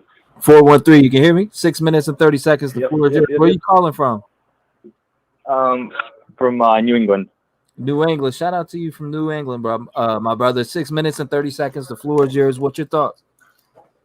Hey, so I just want to start by saying I do think Brian is probably guilty, like 99.9%. Okay. But I wanted to ask a question and have people help me understand why all the self-proclaimed psychologists and all the body language experts who always call in, they always say that Brian's a narcissist and then he wanted to be in the spotlight, he wants to like revel in this, that this is like his time. So how can they explain the fact that he wants no cameras in the courtroom? Yeah. You know what I'm saying? Like, and it's not directed at you, T-REV. I'm saying like. No, I hear all these sides, and I get it. Yeah, all the same people who said like a narcissist would never end himself. They were saying the same thing about the other Brian Laundrie during the Gabby Petito case. They said, when he was missing in that swamp for days and days, and they were saying, he would never, he would never off himself. He's too much of a narcissist. Narcissists would never do that ever. He would never. And then boom, they found him and he committed, he did it to himself. Now it's the same people the same professional body language experts, now these professional fucking psychologists, they see one screen grab of the guy, like, oh, he's a narcissist. He wants to be on the spotlight. This is all about him. Like, you know, do they not understand? You could be a fucking serial killer and not be a narcissist. Like, not everybody is a narcissist. And it's just like every single case, everyone's always a narcissist. Okay, well, now you've been proven wrong. Not talking about you, Chair. He doesn't want the cameras in the courtroom. So what now? Like, you're proven wrong. So like, is he not a narcissist then, or is he a narcissist, like some type of a special narcissist, or you're just a bunch of fucking retards? Not you, Chair. But that's my gripe, because I was in the Facebook forums when it was back with the Gabby Petito case, and the same people, like, they see one screenshot or one like 2-second clip of a guy, and they're like, oh, and they diagnose him, oh, he's this, he's that, all these other like fucking like analysis on the body language. It's like, guys, body language doesn't mean anything. Like, you can make anybody out to look like anything on a video, like, you know, for the first, like, for a 10-second clip.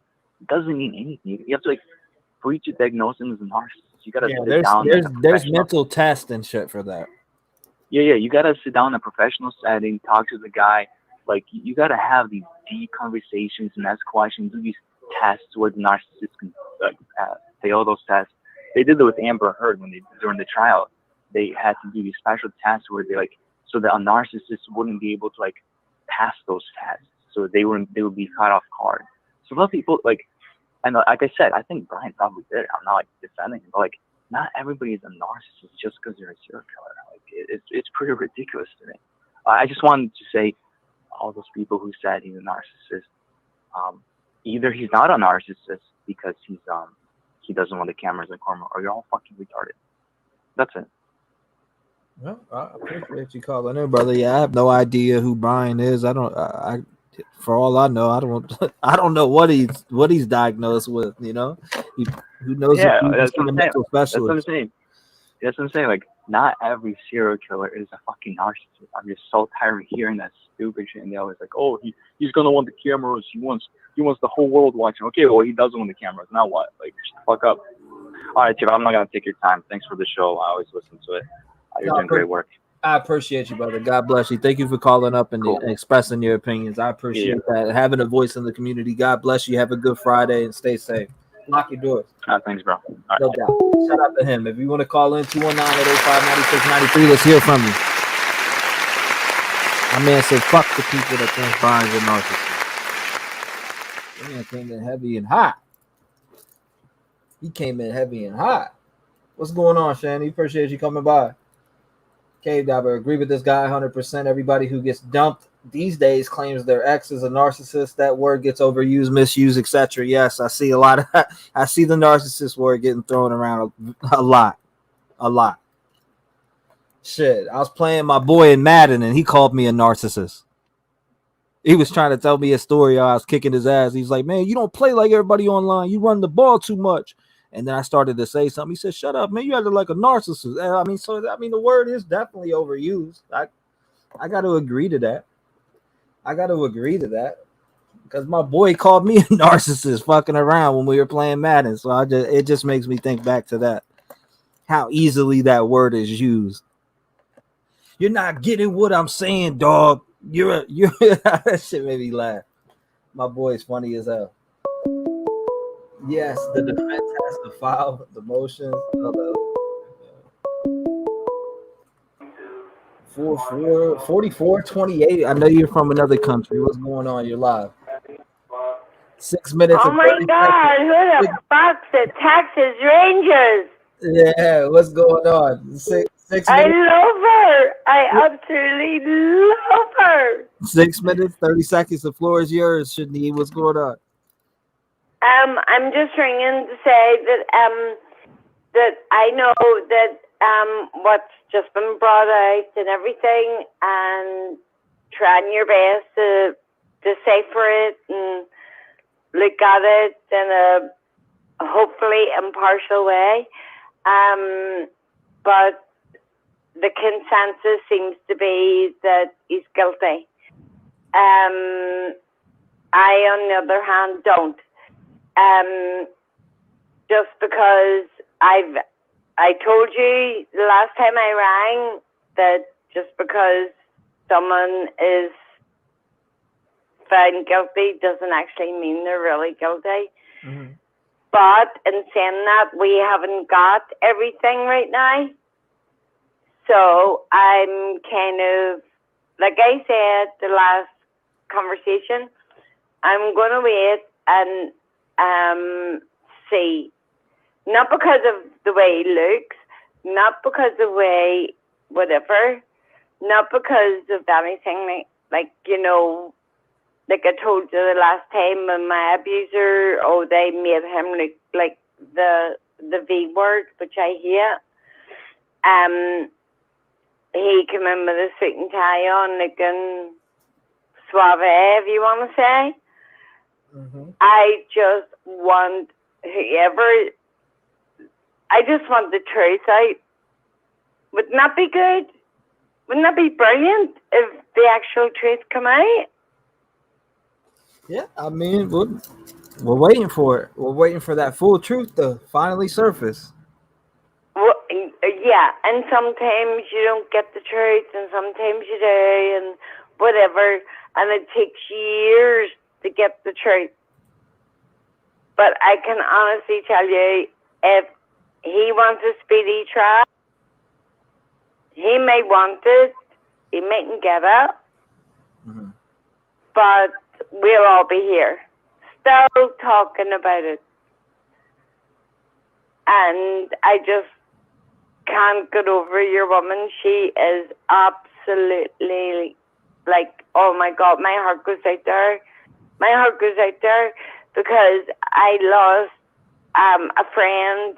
And do you know what, Trev? Mm-hmm. My friend was murdered, stabbed within 1 minute.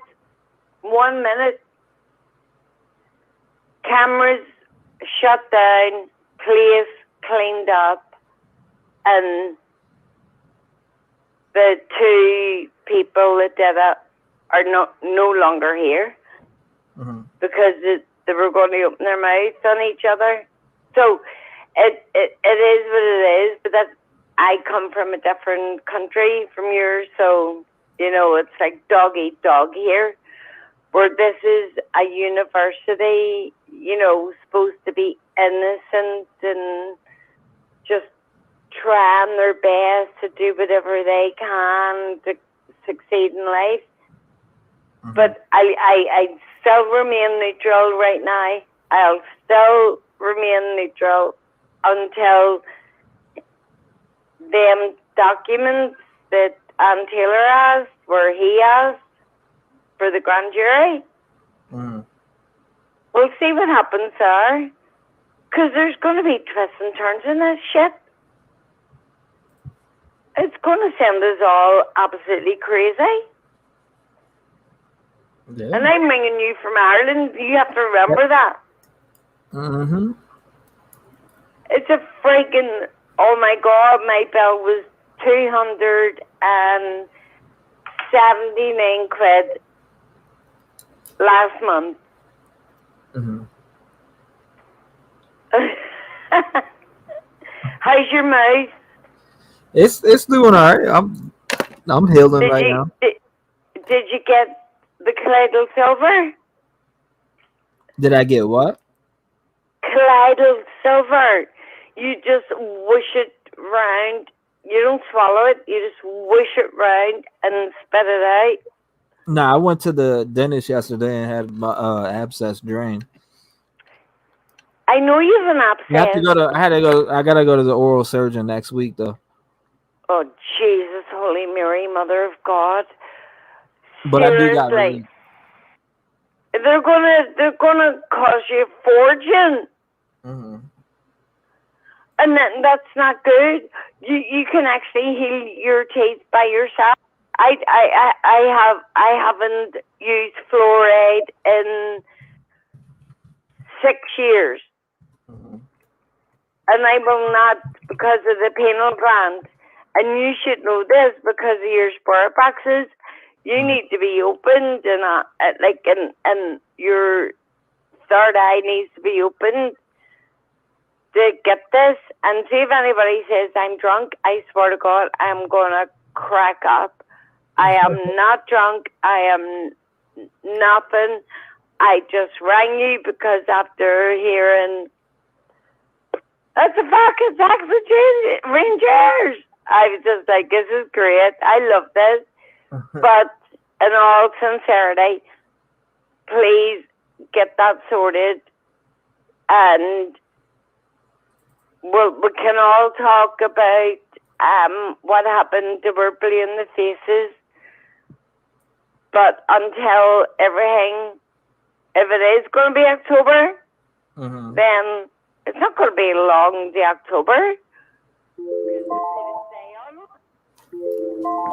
So then how long is it going to take? Because I saw a guy and he put on something this morning, and he put on saying, I work for DNA and blood and this and that. He said, no way would it take 6 months for anything, any DNA. And I know that. Because I had a friend who was murdered. But the only thing, I said the wrong word. The only thing is that it's the hidden bit, it's the mysterious bit, it's the unknown bit that we are trying to get to, isn't it? Yeah. Yep. And Trev, you're doing a good job. It's just that people like me come on and whatever and try to think of something different. Could it maybe not be him? People been doing that for a while. I know that. I don't mean to cut you short, but it's been past 6 minutes and 30 seconds. I got to give other people a shot to call in. I know. Thank you. God bless. God bless you too. And please take care of your teeth. Please. Man. God bless you. I love you. Thank you for calling in, and hopefully I hear from you again. Lock your doors too. Okay. Slam you from Ireland. Thank you. We love you from Ireland. Shout out. Mad love from Ireland. That's what's up. 219-885-9693. Make sure you call in. Shout out to Shanice, though. I appreciate her calling in all the way from Ireland. We had people calling from Ireland, Bangladesh, South America, South Africa, and South America, actually. People all around the world. 361, what's going on? You're live. Hey. Hey, how you doing? I'm good. How are you doing? I'm hanging in there. How about yourself? And what's your name? Where are you calling from? This is Juju's Rabbit Hole. I'm calling from Texas. And I just wanted to say thank you for doing this. I love the way you have your whole thing set up, and you're so sweet and kind to everybody. It's very refreshing. Thank you. I appreciate the compliment. No problem. I did want to talk about, I made a comment earlier. Guys, I think that Bryan Kohberger's education, I mean, you think about the extent of it and all of the research he did when, I don't remember where it was, but there was a forum, a chat board or something of that nature, where he was asking different predators and things like that, how, what got you caught? What was your mistake? What did you get? And he's gathering information. He's trying to learn from everybody else's mistakes.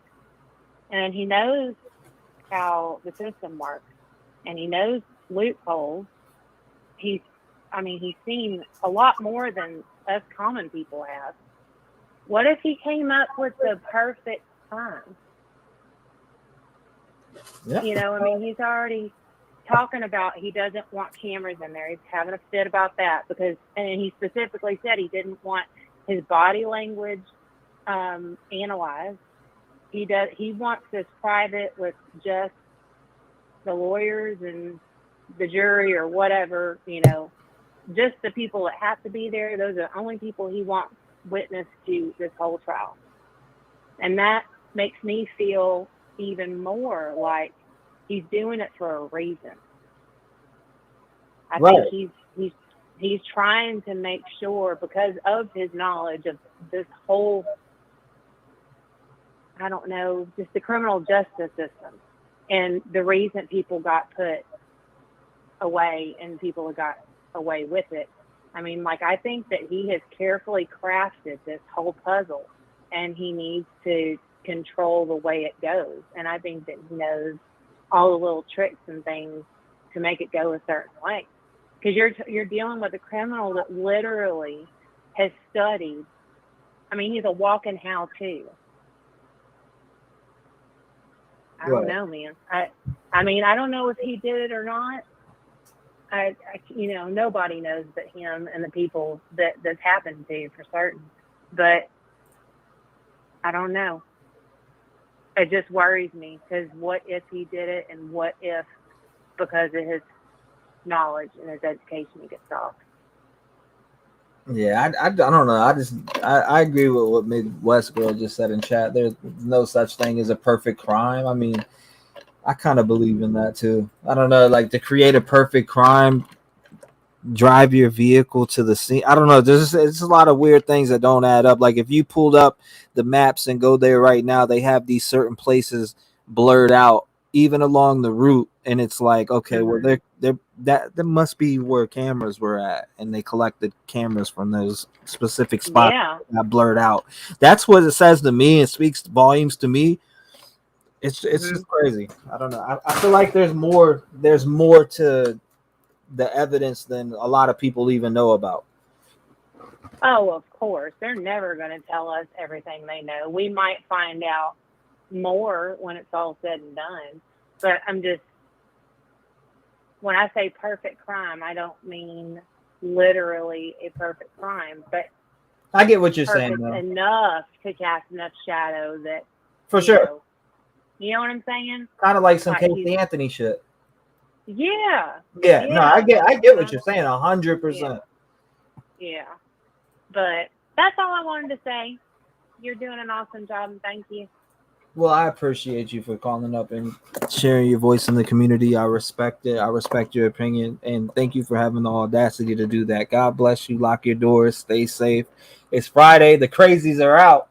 I mean, they're out every day, but they're going to be out like crazy today. So stay safe, and I appreciate you calling in, like I said, and shout out to you from Texas, correct? You said Texas? Thank you. Yes, sir. Thank you, Gigi. Sir. I appreciate you. Y'all have a good one. Bye. You too. Shout out to Gigi. I appreciate her for sure.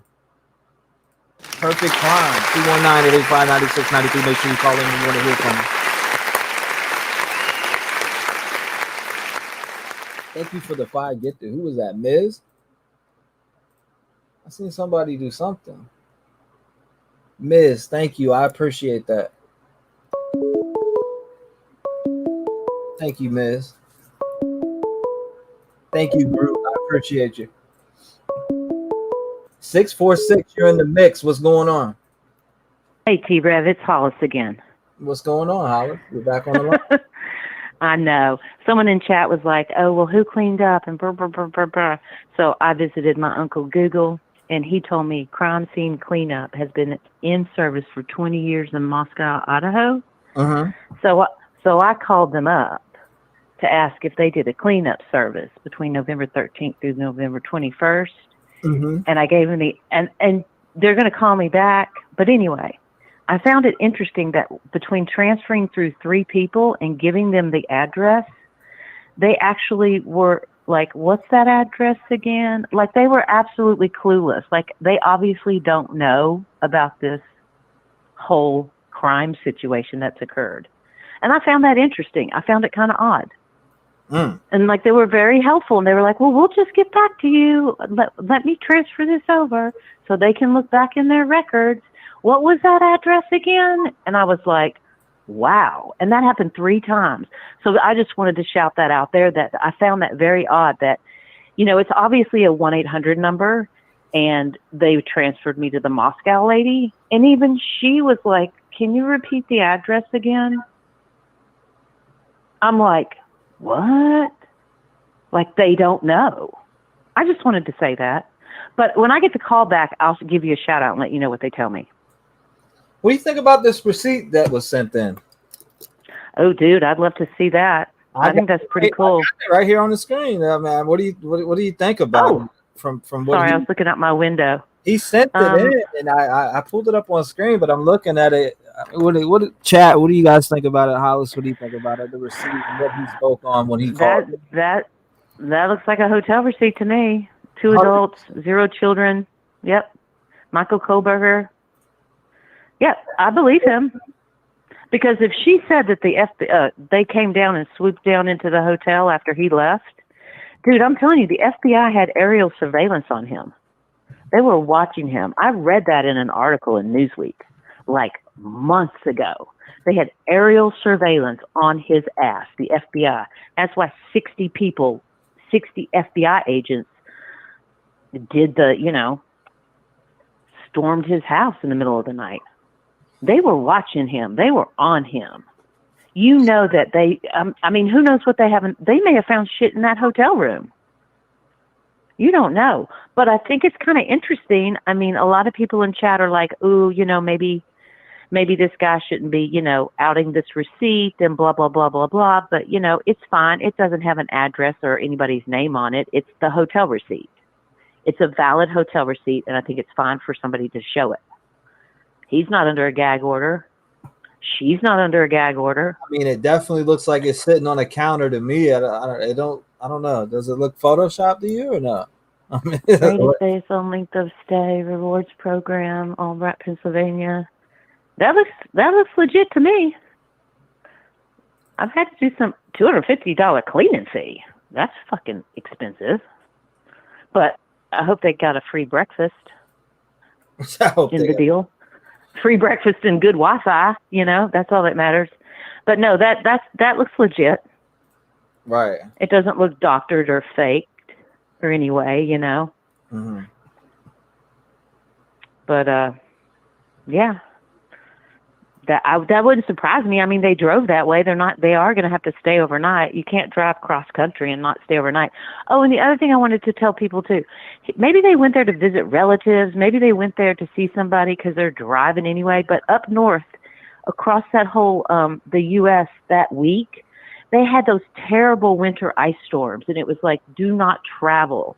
And it was all through that area that you would drive directly from Idaho to Pennsylvania, and it was just like frozen. So I'm not surprised that they rerouted to go home, but I'm just kind of thinking, like, when I do road trips like that, it's like, oh, well, while we're here, we might as well go and visit so-and-so, because why not?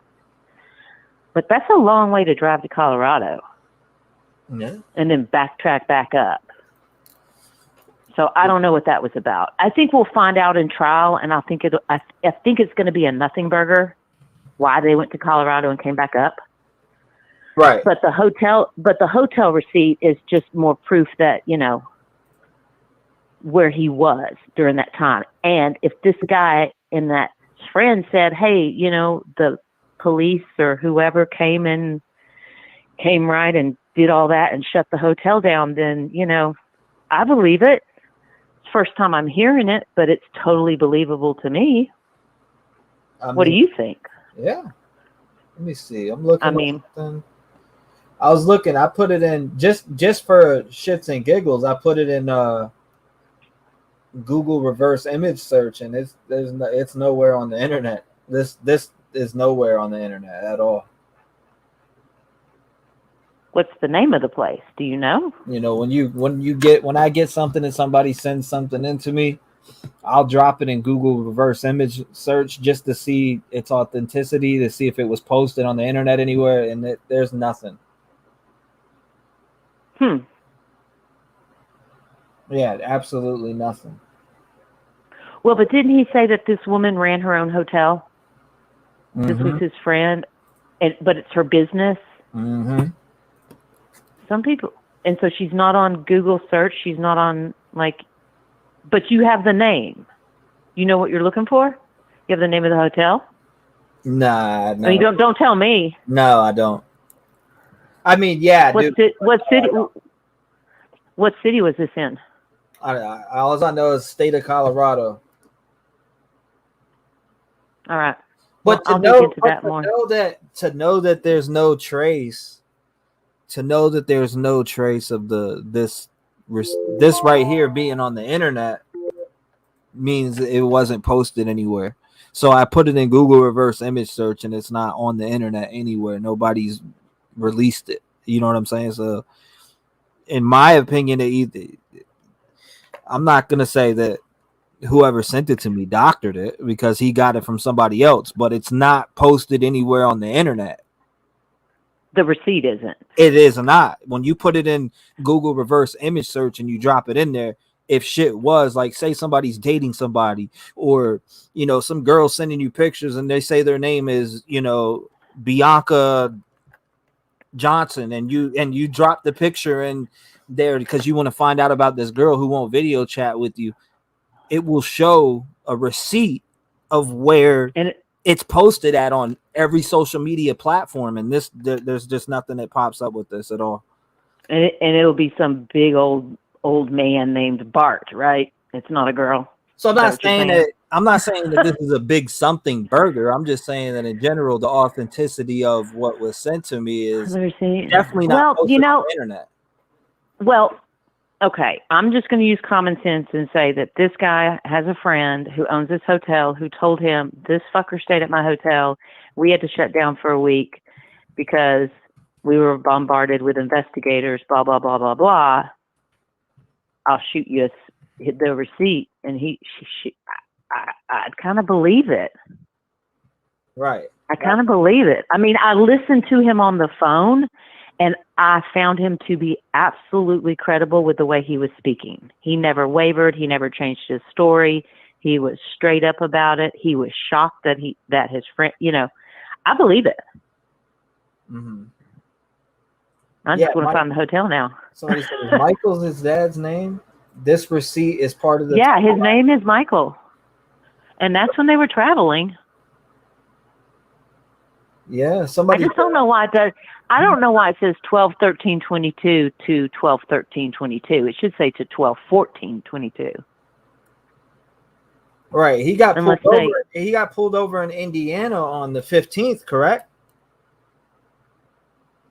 Oh, that I can't even remember. I don't know the date. He definitely got pulled over on the 15th in Indiana. Well, but they could have also checked in at 12:01 in the morning and then checked out. They got in after midnight. So now I'm thinking, okay, that does make sense.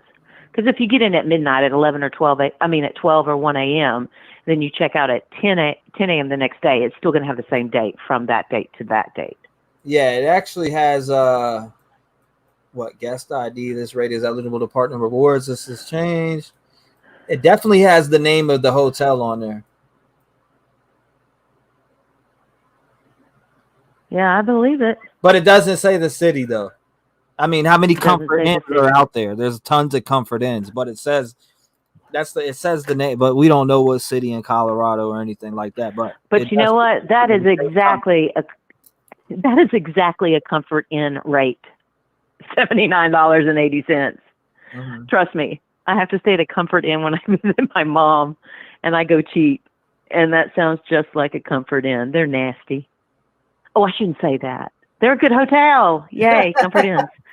Well, Hollis, I appreciate you calling in. But anyway, I'm gonna get some more.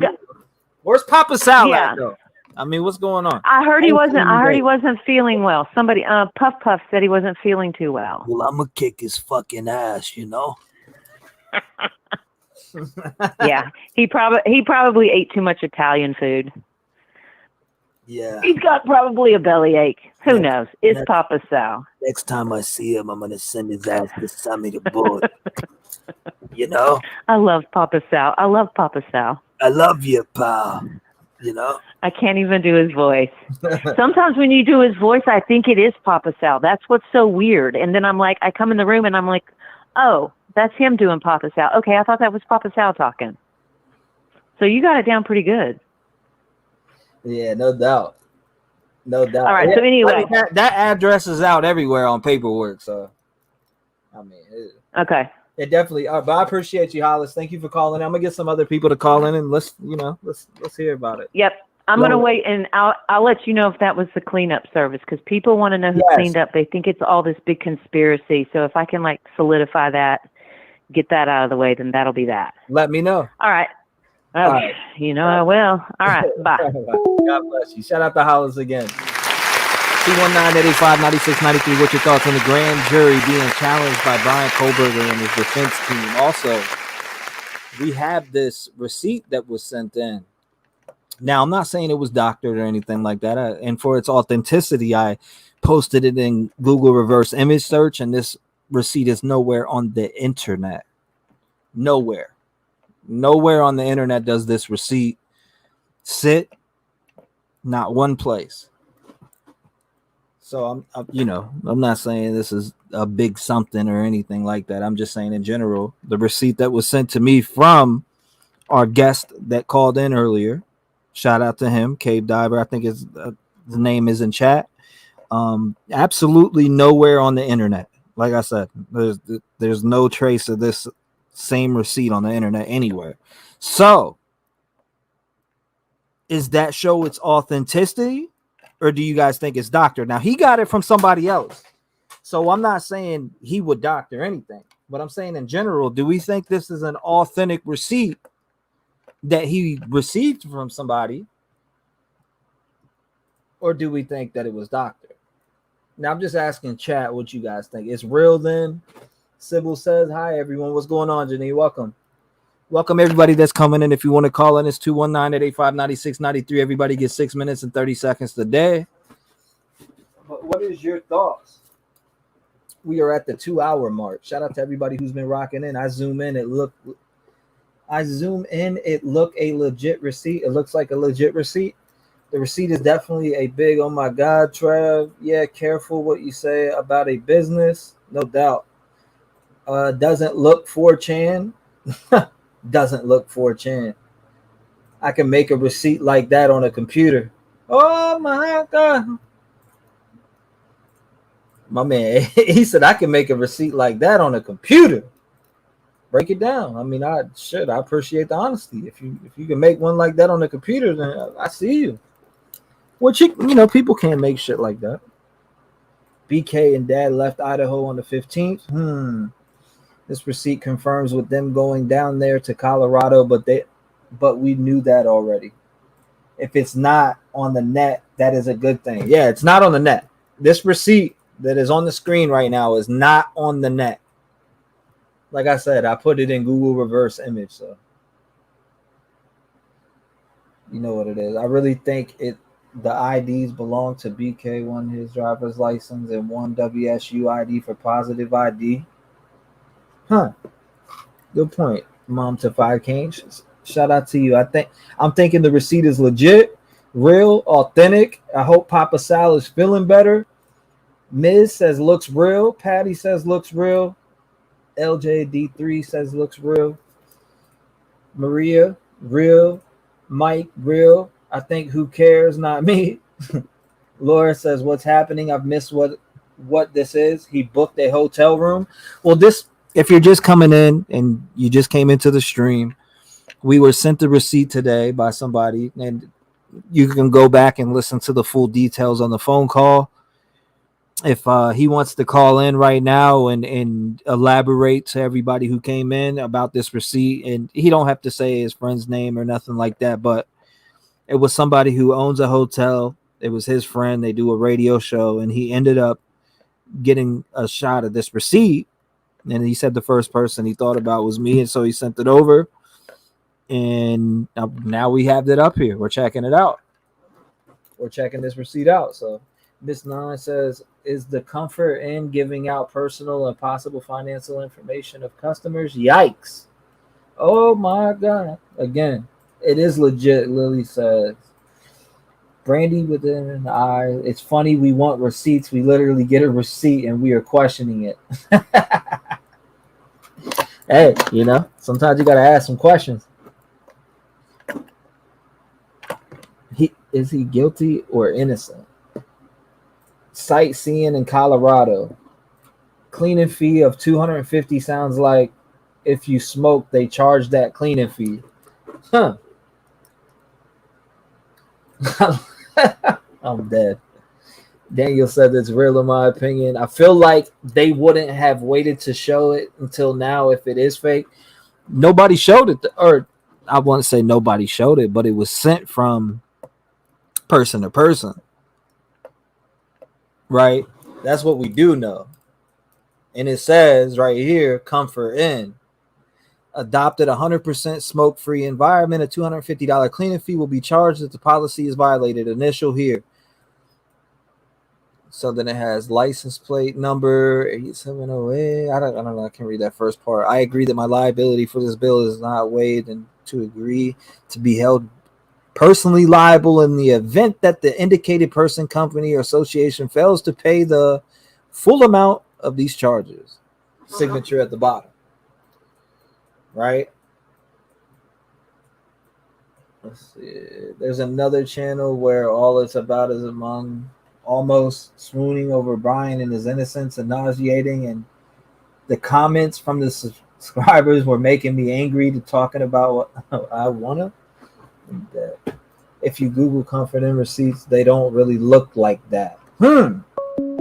Interesting. This room wasn't booked ahead of time. That's an interesting comment. 312, what's going on? You live? That's a Chicago number, by the way. I know that. Yeah, K-Dagger. What's going on, brother? Yeah, I just heard you say, so I just called. I'm calling in. So, about the receipt? Yeah, definitely. Yeah, man. I mean, yeah, I get it. I mean, I love it. The people that are like, I could do that on my computer, 100% you could. In fact, you could probably have ChatGPT make you a nice receipt for the Comfort Inn if you so desire these days. Right? Right. I mean, this is the crazy world we're living in. Honestly, I mean, half of me feels like I shouldn't have called you, but you're the only one I would have called.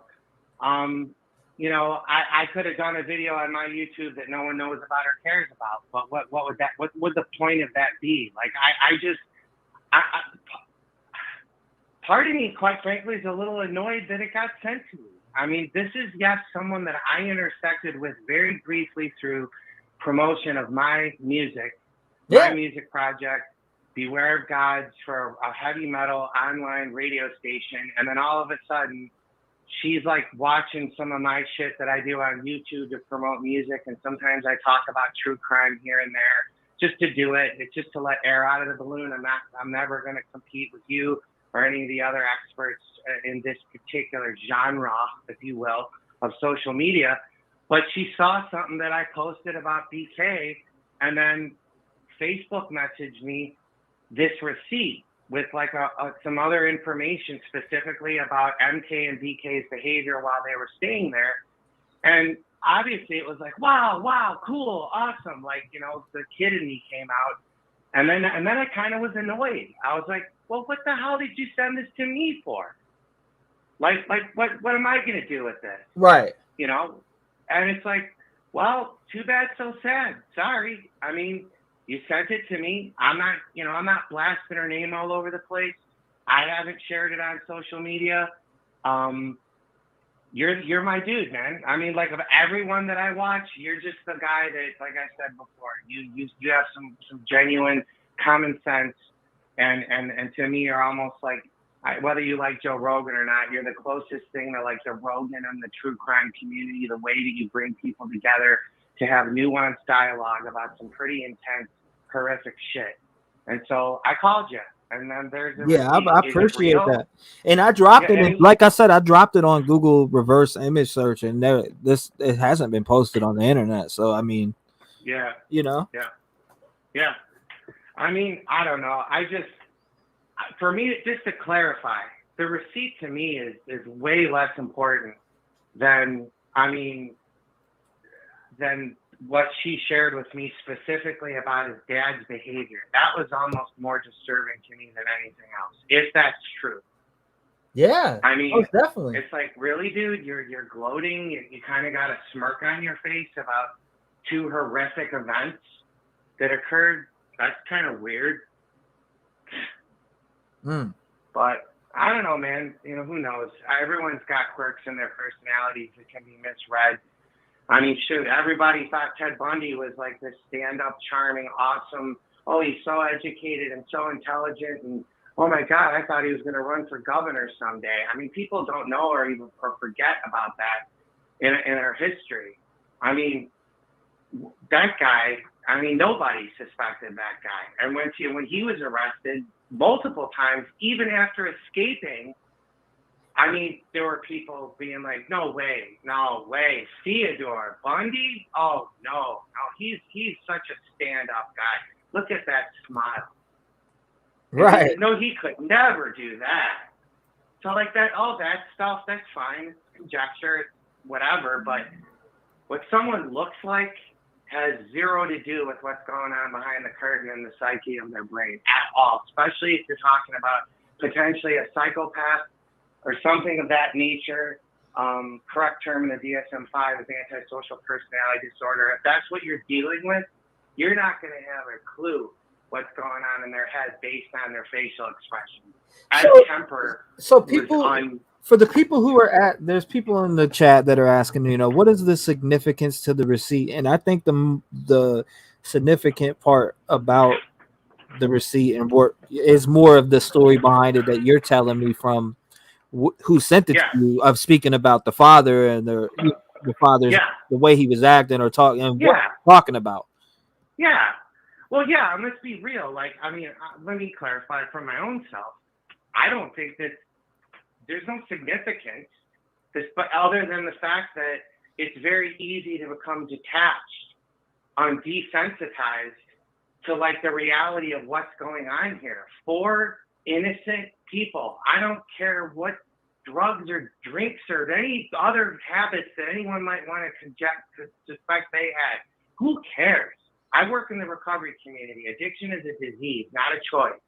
And I'll be honest, I'm not real happy with some people, not on your channel, but on a couple others that try to sort of criminalize these people whose lives were taken because maybe they were doing drugs or whatever. Like, give me a break. But my larger point is we get desensitized and we get really detached from the reality that 4 innocent people's lives were taken. And it does take on, kind of in the movie Natural Born Killers, like we're living in it. Like that movie predicted the future. We are in it right now. These people become celebrities. Everyone's got, it's like this is TV or something. This is fantasy. It's not. This like really happened. So like when I received that screenshot of that receipt, and yes, assuming that it's a real receipt because it comes from a person that to me it seems to be a very kind, genuine human being, it brought it right home. It brought it right into my home, in my apartment, through my phone. I've got a screenshot with a signature of BK's dad. Like, that's the significance, is that it got me tethered to the ground again and connected to reality that this is horrific. This is beyond horrific. Like, there's really no words to describe it. But we're desensitized, whether it's through horror films, whether it's through the media. And I'm not like saying that any of those things need to go away, because I don't believe in censorship. I don't believe in controlling other people's behavior. But it is the reality of where we sit. And we've been sitting in this place actually for decades. There's it's very easy to become desensitized to what's going on and forget that, like, this isn't an AI generated like crime to just like entertain ourselves and speculate on who did it or who done it and blah, blah, blah. This legitimately, literally happened. And I even start to forget. So that receipt, that was like, boom, gut check, bam, feet on the ground. Holy shit, this happened. Yeah, that's... Sorry, I'm a little caffeinated. Yeah, no, yeah, I don't blame you. Yeah. I could tell. I mean, this person that you know, do you 100% know if they own a hotel or not own a hotel or work at it? I do. Okay. Absolutely, I do. Yeah, she's part of a community that I've sort of disconnected from for artistic purposes. That's a whole sidebar, but I just I'm not really involved with the the particular online radio station or that community. It's not really doesn't quite fit the nuanced genre of the heavy metal that I partake in. Like how I cleverly threw that in there. But at any rate, but my point is it's a community of people, and there's some folks involved in that community that I know from the Chicago music scene going back, 10, 20 years.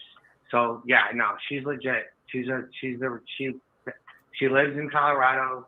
She owns and operates this particular location, and I don't know, she likes my music and she likes me, so she felt that she could share that with me. Who knows how many other people she shared it with? I imagine I'm not the only one. I'm not special. I hope not. Right. Because I don't need that shit on myself. I mean, I would have rather almost not seen it, but what the hell? Wow.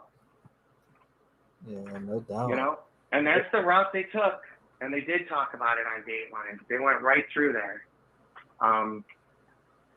And they had to sleep and they had to eat. So, and apparently BK had plastic latex gloves on and an oversized hoodie and was hiding from the camera and acting weird. And his dad was acting almost like a cheerleader. Like, hey, we just came from, 2 horrific crimes. Wow. Whatever.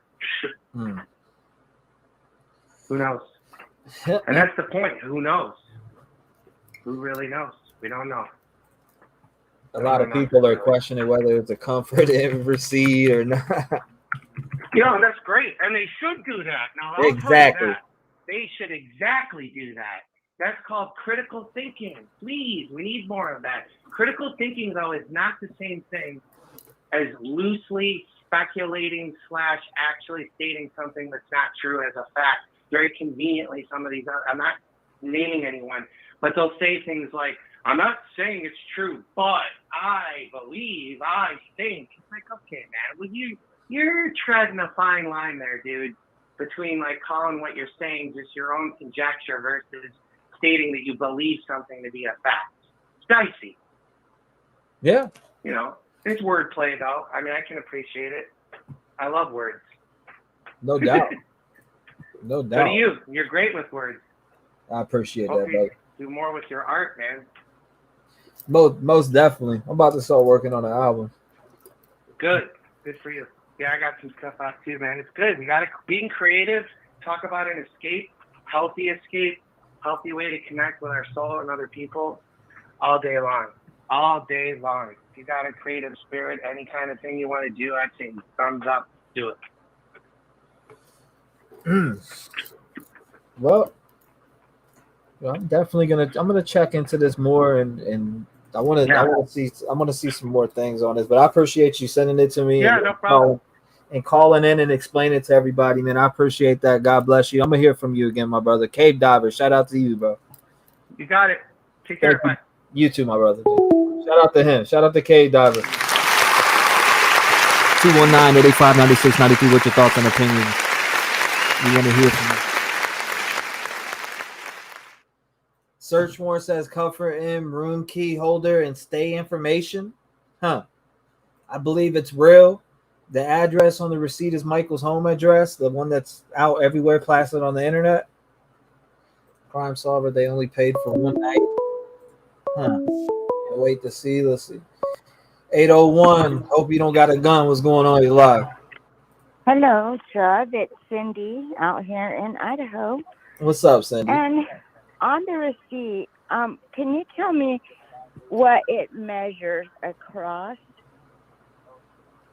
Let me see. I can't tell. So if you had a ruler and you measured the width, there's only 2 sizes that come from a hotel,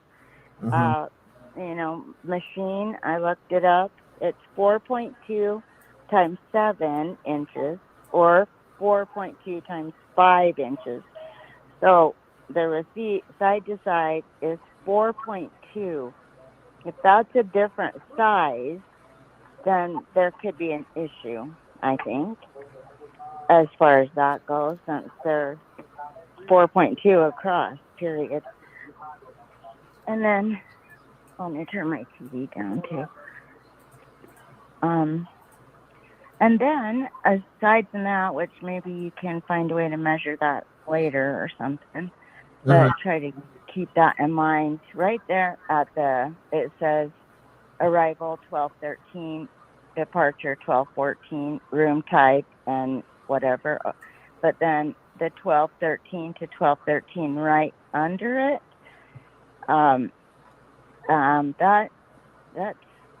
that is a little weird. Like, why the typo right there?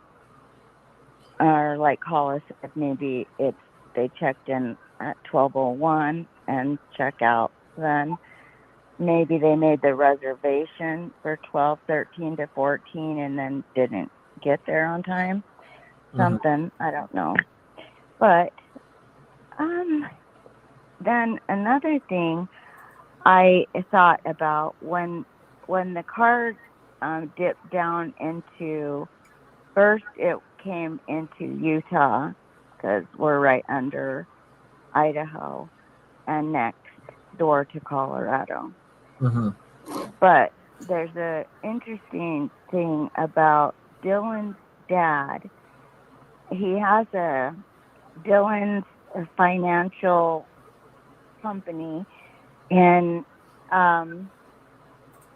South Salt Lake, and the route, I look at the map and that they went a little bit further under Salt Lake before they went back up to get on the freeway that crosses the country.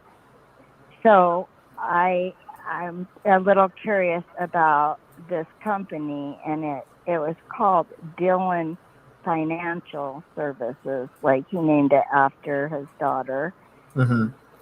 And I just am curious if you've heard anything about that connection, and is there any reason why, I don't know, that I should check into it a little bit? I'm actually going to Salt Lake on Monday, and I thought maybe I'd go look at it, maybe take a couple pictures and see if it's still in business.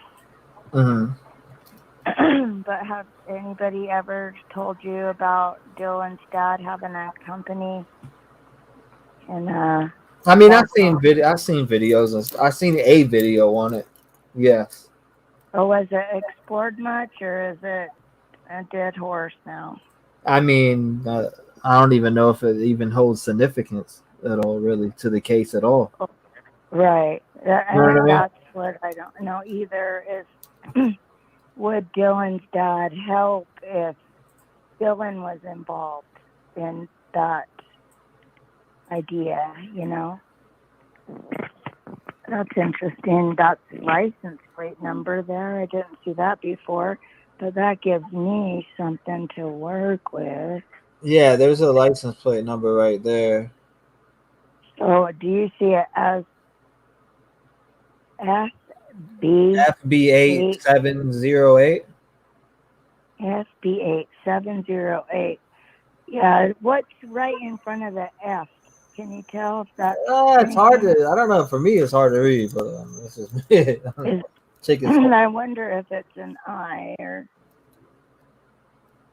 Let me pull up. Looks like they were trying to put something down, but then somebody initialed right there, so...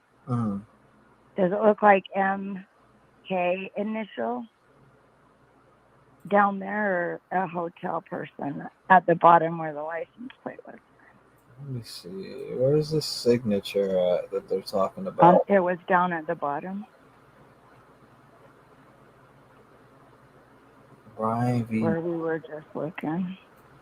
What? Whose signature? Which one? I'm looking at... Well, I'm going back down to the license plate. Number that was on there. So I just wanted to see if it was Michael Coburgers who signed next to that license plate number, or if it was the hotel, like verifying that it was the license plate. Now I'm looking at the printed name title, Michael Coburger Jr. It was at wherever we were just looking at the bottom of the receipt where the license plate was written down. Uh-huh.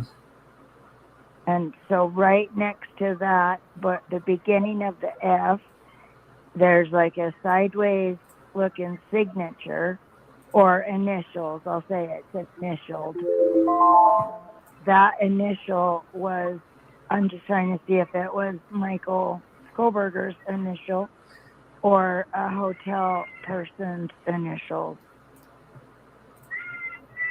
Here, let me pull this over here.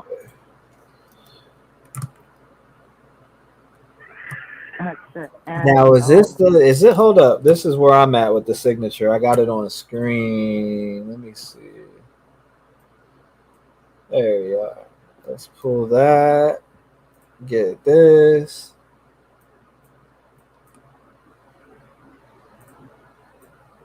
Okay, there we go.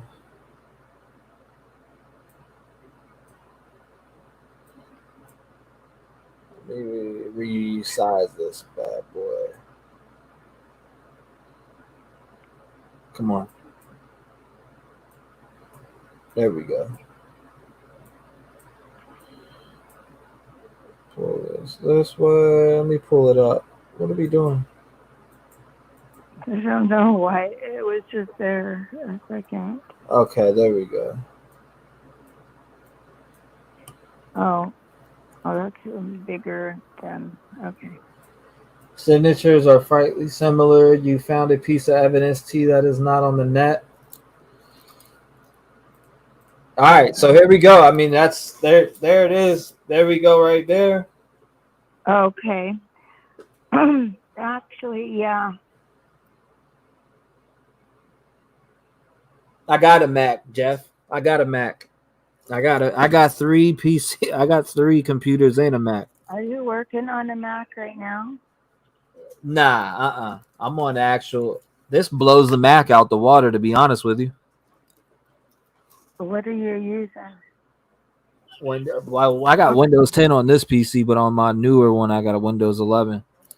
But, okay. And then I have a Mac in right the across studio. from that signature where it's signed and you've got it, the highlight. Well, if you look right across, I don't know why this is noticing out to me, but it says mask.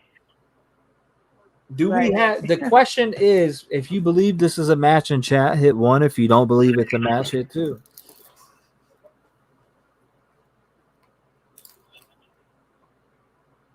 That signature sure ends with a huge lowercase r.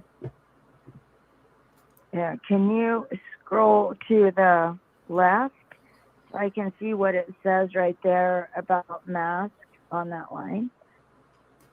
So get Michael Coburger. Oh, that's just black mask.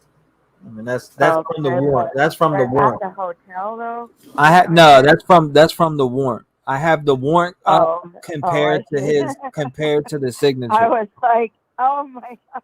Yeah, no. I got the warrant. I got the warrant pulled up from Pennsylvania where he signed that, and then I have the receipt that was sent in where he allegedly signed that. So that's what we're looking at. Oh, I gotcha. I didn't realize that. I was like, what the heck is the mask doing over there? And why'd they write that down? But on the receipt, right there where he was, where you saw what he did, as far as the receipt, right by where the license plate number was. Can you go back over to that? Do what now? On the receipt, the license plate number is written down. Will you go back so I can see that again? Yeah, it's there. Just right there? I have it pulled up. Oh, all right. Okay, let me try to make my screen a little bigger so I can see it better. Okay, it won't enlarge. That's it. Okay, so would you tell me then on that next to the signature or next to the license plate, there's a a sideways set of initials. Yeah, you're Can talking. you make out the initials? Nah, Can you tell what I those can't are? make it out really, to be honest with you. Okay. All right. So between those initials and that first character F, Mm-hmm. the F, is there any way there's another letter in front of the F or number? Anything else?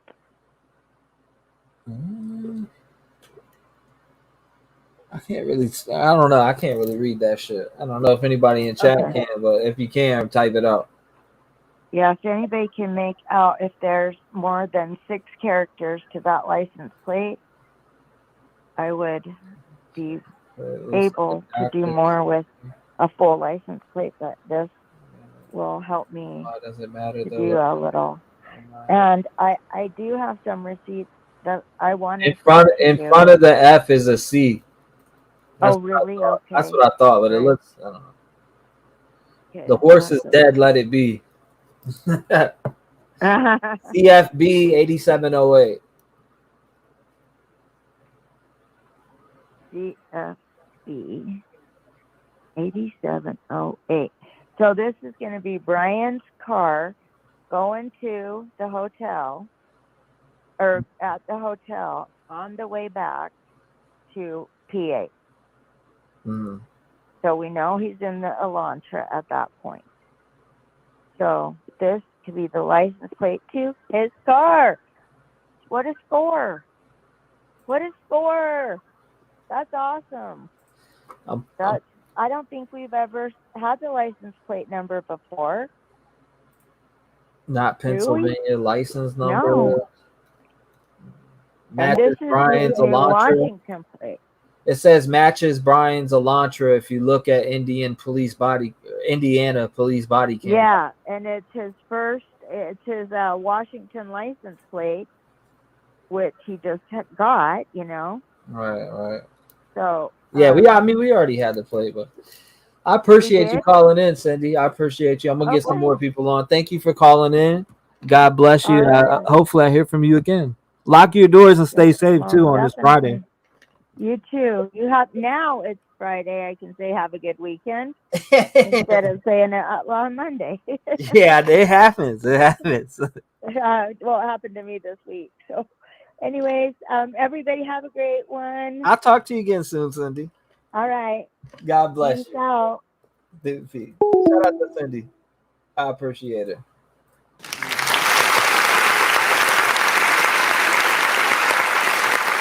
Yeah. It's a match, but it's a nothing burger, you know? I mean, we know he went there, right? 757 sent from heaven. What's going on? Hey, T. What's up? I want to go back to the defense request about the grand jury. Right. Okay. I've been doing a little digging. What I came up with is that, and if someone else said this, I'm sorry, I didn't hear it, but from what I'm seeing, it says that he is entitled to the transcript of the grand jury hearing. Mm-hmm. He's just not allowed to have the, he gets the transcript or a tape he can listen to, but he's not allowed to have the deliberation part of it. Right. And he's entitled to that. It also says that, get my brain, hold on a minute. They said that the paneling of the jury is another reason why they think they're going after this, is because the 6 months that all this has been going on, the community has been inundated with media coverage, and there's questioning about the paneling of the jury and if they were tainted by the media coverage. And also,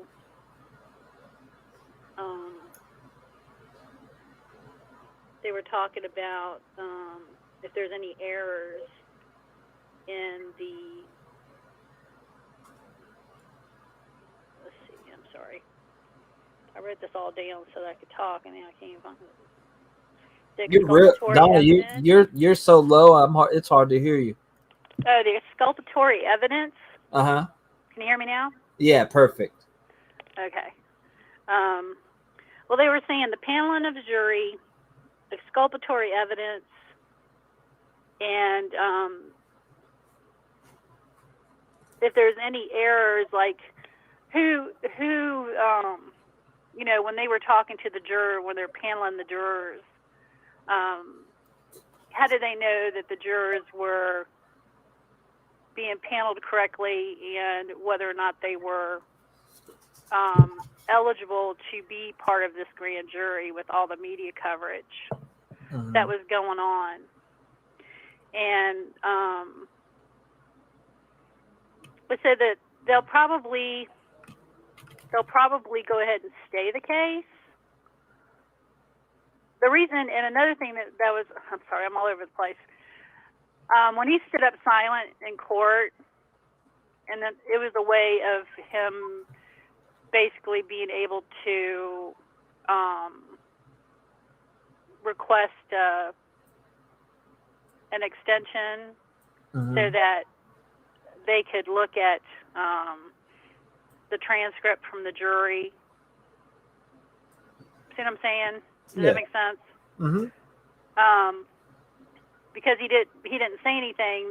The judge, you know, did the plea for him, but it gave him the right to be able to request a review on how the grand jury was put together. Right. Because if he didn't do that, he wouldn't have that right, you know, to be able to ask for that.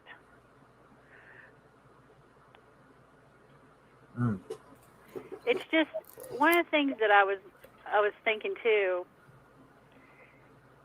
I mean, even if he gets the transcript of what went on in the hearing, as long as the deliberation doesn't get part of it, because the deliberation is what they're talking about to determine his guilt, basically. So he won't be able to know any of that. Right. The notes as well. I think notes were also included in what they could get. But they're not. If they can't come to an agreement, they said the defense and the state can't come to an agreement, but the judge can go on camera and review all the documentation to see if they can have a stay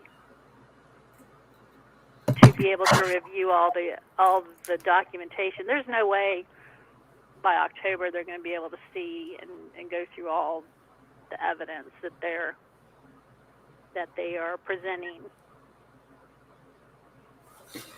Yeah, that's a lot of stuff to go through. I mean, the 51 terabytes.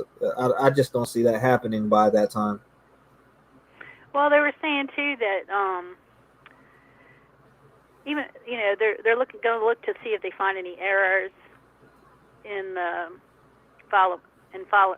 See if there's any errors as far as pulling of the jury. They find errors, like someone shouldn't have been there that was there. That they can file a motion. The judge can will make that decision, and then they can re-indict him. Again, there's no double jeopardy when it comes to that jury. So he can be re-indicted for the same charge. Mm-hmm.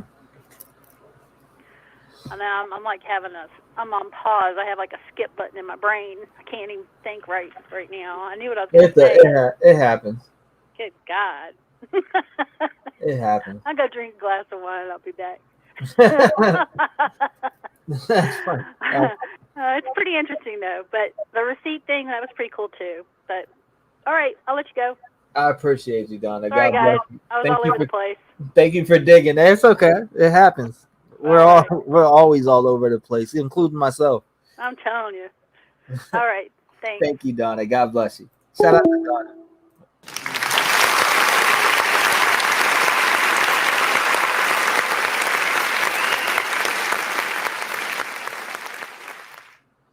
Shout out to Donna. Yeah, I don't know the significance of the whole receipt thing, but I do get some people said pull up the warrant, the signature, etc. I don't know. Drop your comments down below. Let me know what you think about it personally. After I end this stream, drop it down in the comments below what you think about it. I have no idea. There's really not. I mean, we know the police would have to have this, right? I mean, is this information getting leaked outside of the gag order? Just think about stuff like that also. You know, stuff that's collected. I'm sure that if they got this receipt, then they would have to get video camera footage of him. And I mean, there would just be tons of things, right? Because they would want to see what he did in that hotel, etc. And that's just my opinion. I mean, especially when you're investigating and tracking somebody across the fucking country, that's just investigation 1-on-1. That would be part of it, in my opinion. But hey, I don't know. I don't know what kind of weight this would hold, but I know that they would if this receipt or whatever hotel he was at and they have video footage or video camera footage in that hotel in each hallway, they'll check and see his movements or if he got rid of anything or anything like that. I mean, that's what they would check for, in my opinion. That's investigative 1-on-1 skills. Investigation 101. I don't know. It's kind of like when they watched him allegedly throw trash in the neighbor's trash can, you know, and he was wearing gloves. They want to see how people act. That's just me, though.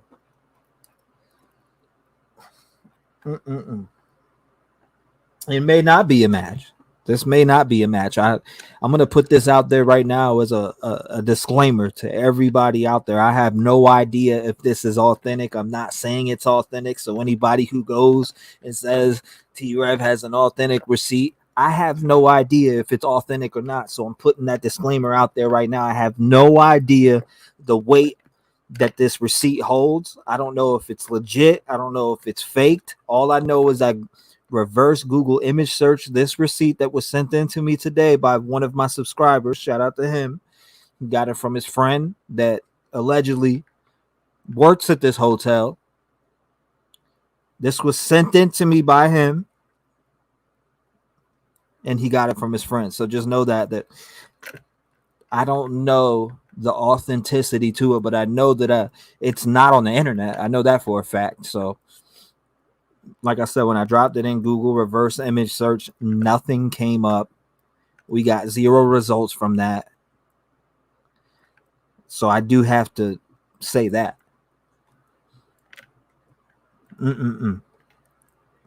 Like I said, I'm about to get off here because I got some things that I need to go do, but I appreciate everybody that was in here today that showed love and called and that it was a part of this stream in general. My mods, you always do a wonderful job. Everybody that comes by and is in the comments, I'd say 90% of you are friendly, very respectful, and I appreciate you guys holding respect in the chat and not arguing and being able to have a respectful conversation and disrespectfully disagree. Listen to me, disrespectfully disagree, not disrespectfully disagree with each other and cuss each other out and call each other names and this, that, and the third. That's not the type of conversations that we want to have around here, nor do I want to have around here. I don't want to argue with people or nothing like that. I do feel like everybody deserves to be heard, their opinions, their thoughts, and that's why I open up the phone lines, and that's why I take these phone calls, so that I can hear from everybody and hear what your thoughts are instead of seeing them typed out in the comment box to the right every time. And I appreciate the people that do call in, and I also do appreciate the commenters as I read those when I'm on the phone. But yeah, I have no idea. I'm going to do a little bit more research into this. I mean, I don't think the receipt is huge, should I say? I mean, but I mean, it would be a part of the investigation, right? I mean, that's just my personal opinion. But hey, I love y'all. Thank you for coming through. I appreciate you. Make sure you hit that like button, subscribe, share, put everywhere, and I'll see you guys maybe tomorrow. I don't know. It depends what's going on. I know my fiance is off this weekend. Thank you. I appreciate you, Pamela. Thank you. Shout out to everybody that was here today, though. Real shit. Anyone who knew Kaylee would tell you the same thing. To know her was to love her. Her love for life and everyone in it was so inspiring. She made it a priority to make everyone feel so important and so loved. There was never a day that she didn't want to race her brother because she was just determined that girls were faster than boys, or that she didn't want to go bug her little sisters. Favorite memory for me was watching the game with her, and every time the Steelers scored, I'd pick her up and I'd hold her high in the air. I didn't really realize that I was in love with Maddie until the summer of 2020. We went to McCall and just spent a lot of time on the water. We floated the river and just hung out every chance we got. They went to other countries together. Karen took them to Hawaii together. We took them to Mexico together. They went to college together. They went to high school together. They lived in their own apartment together. They were sisters.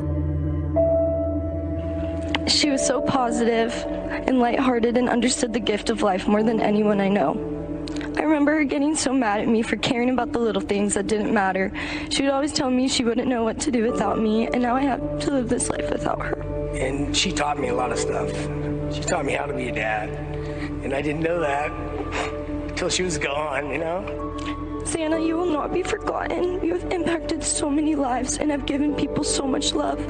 I hope I can make you proud and try to leave an impact on this world and on people like you did.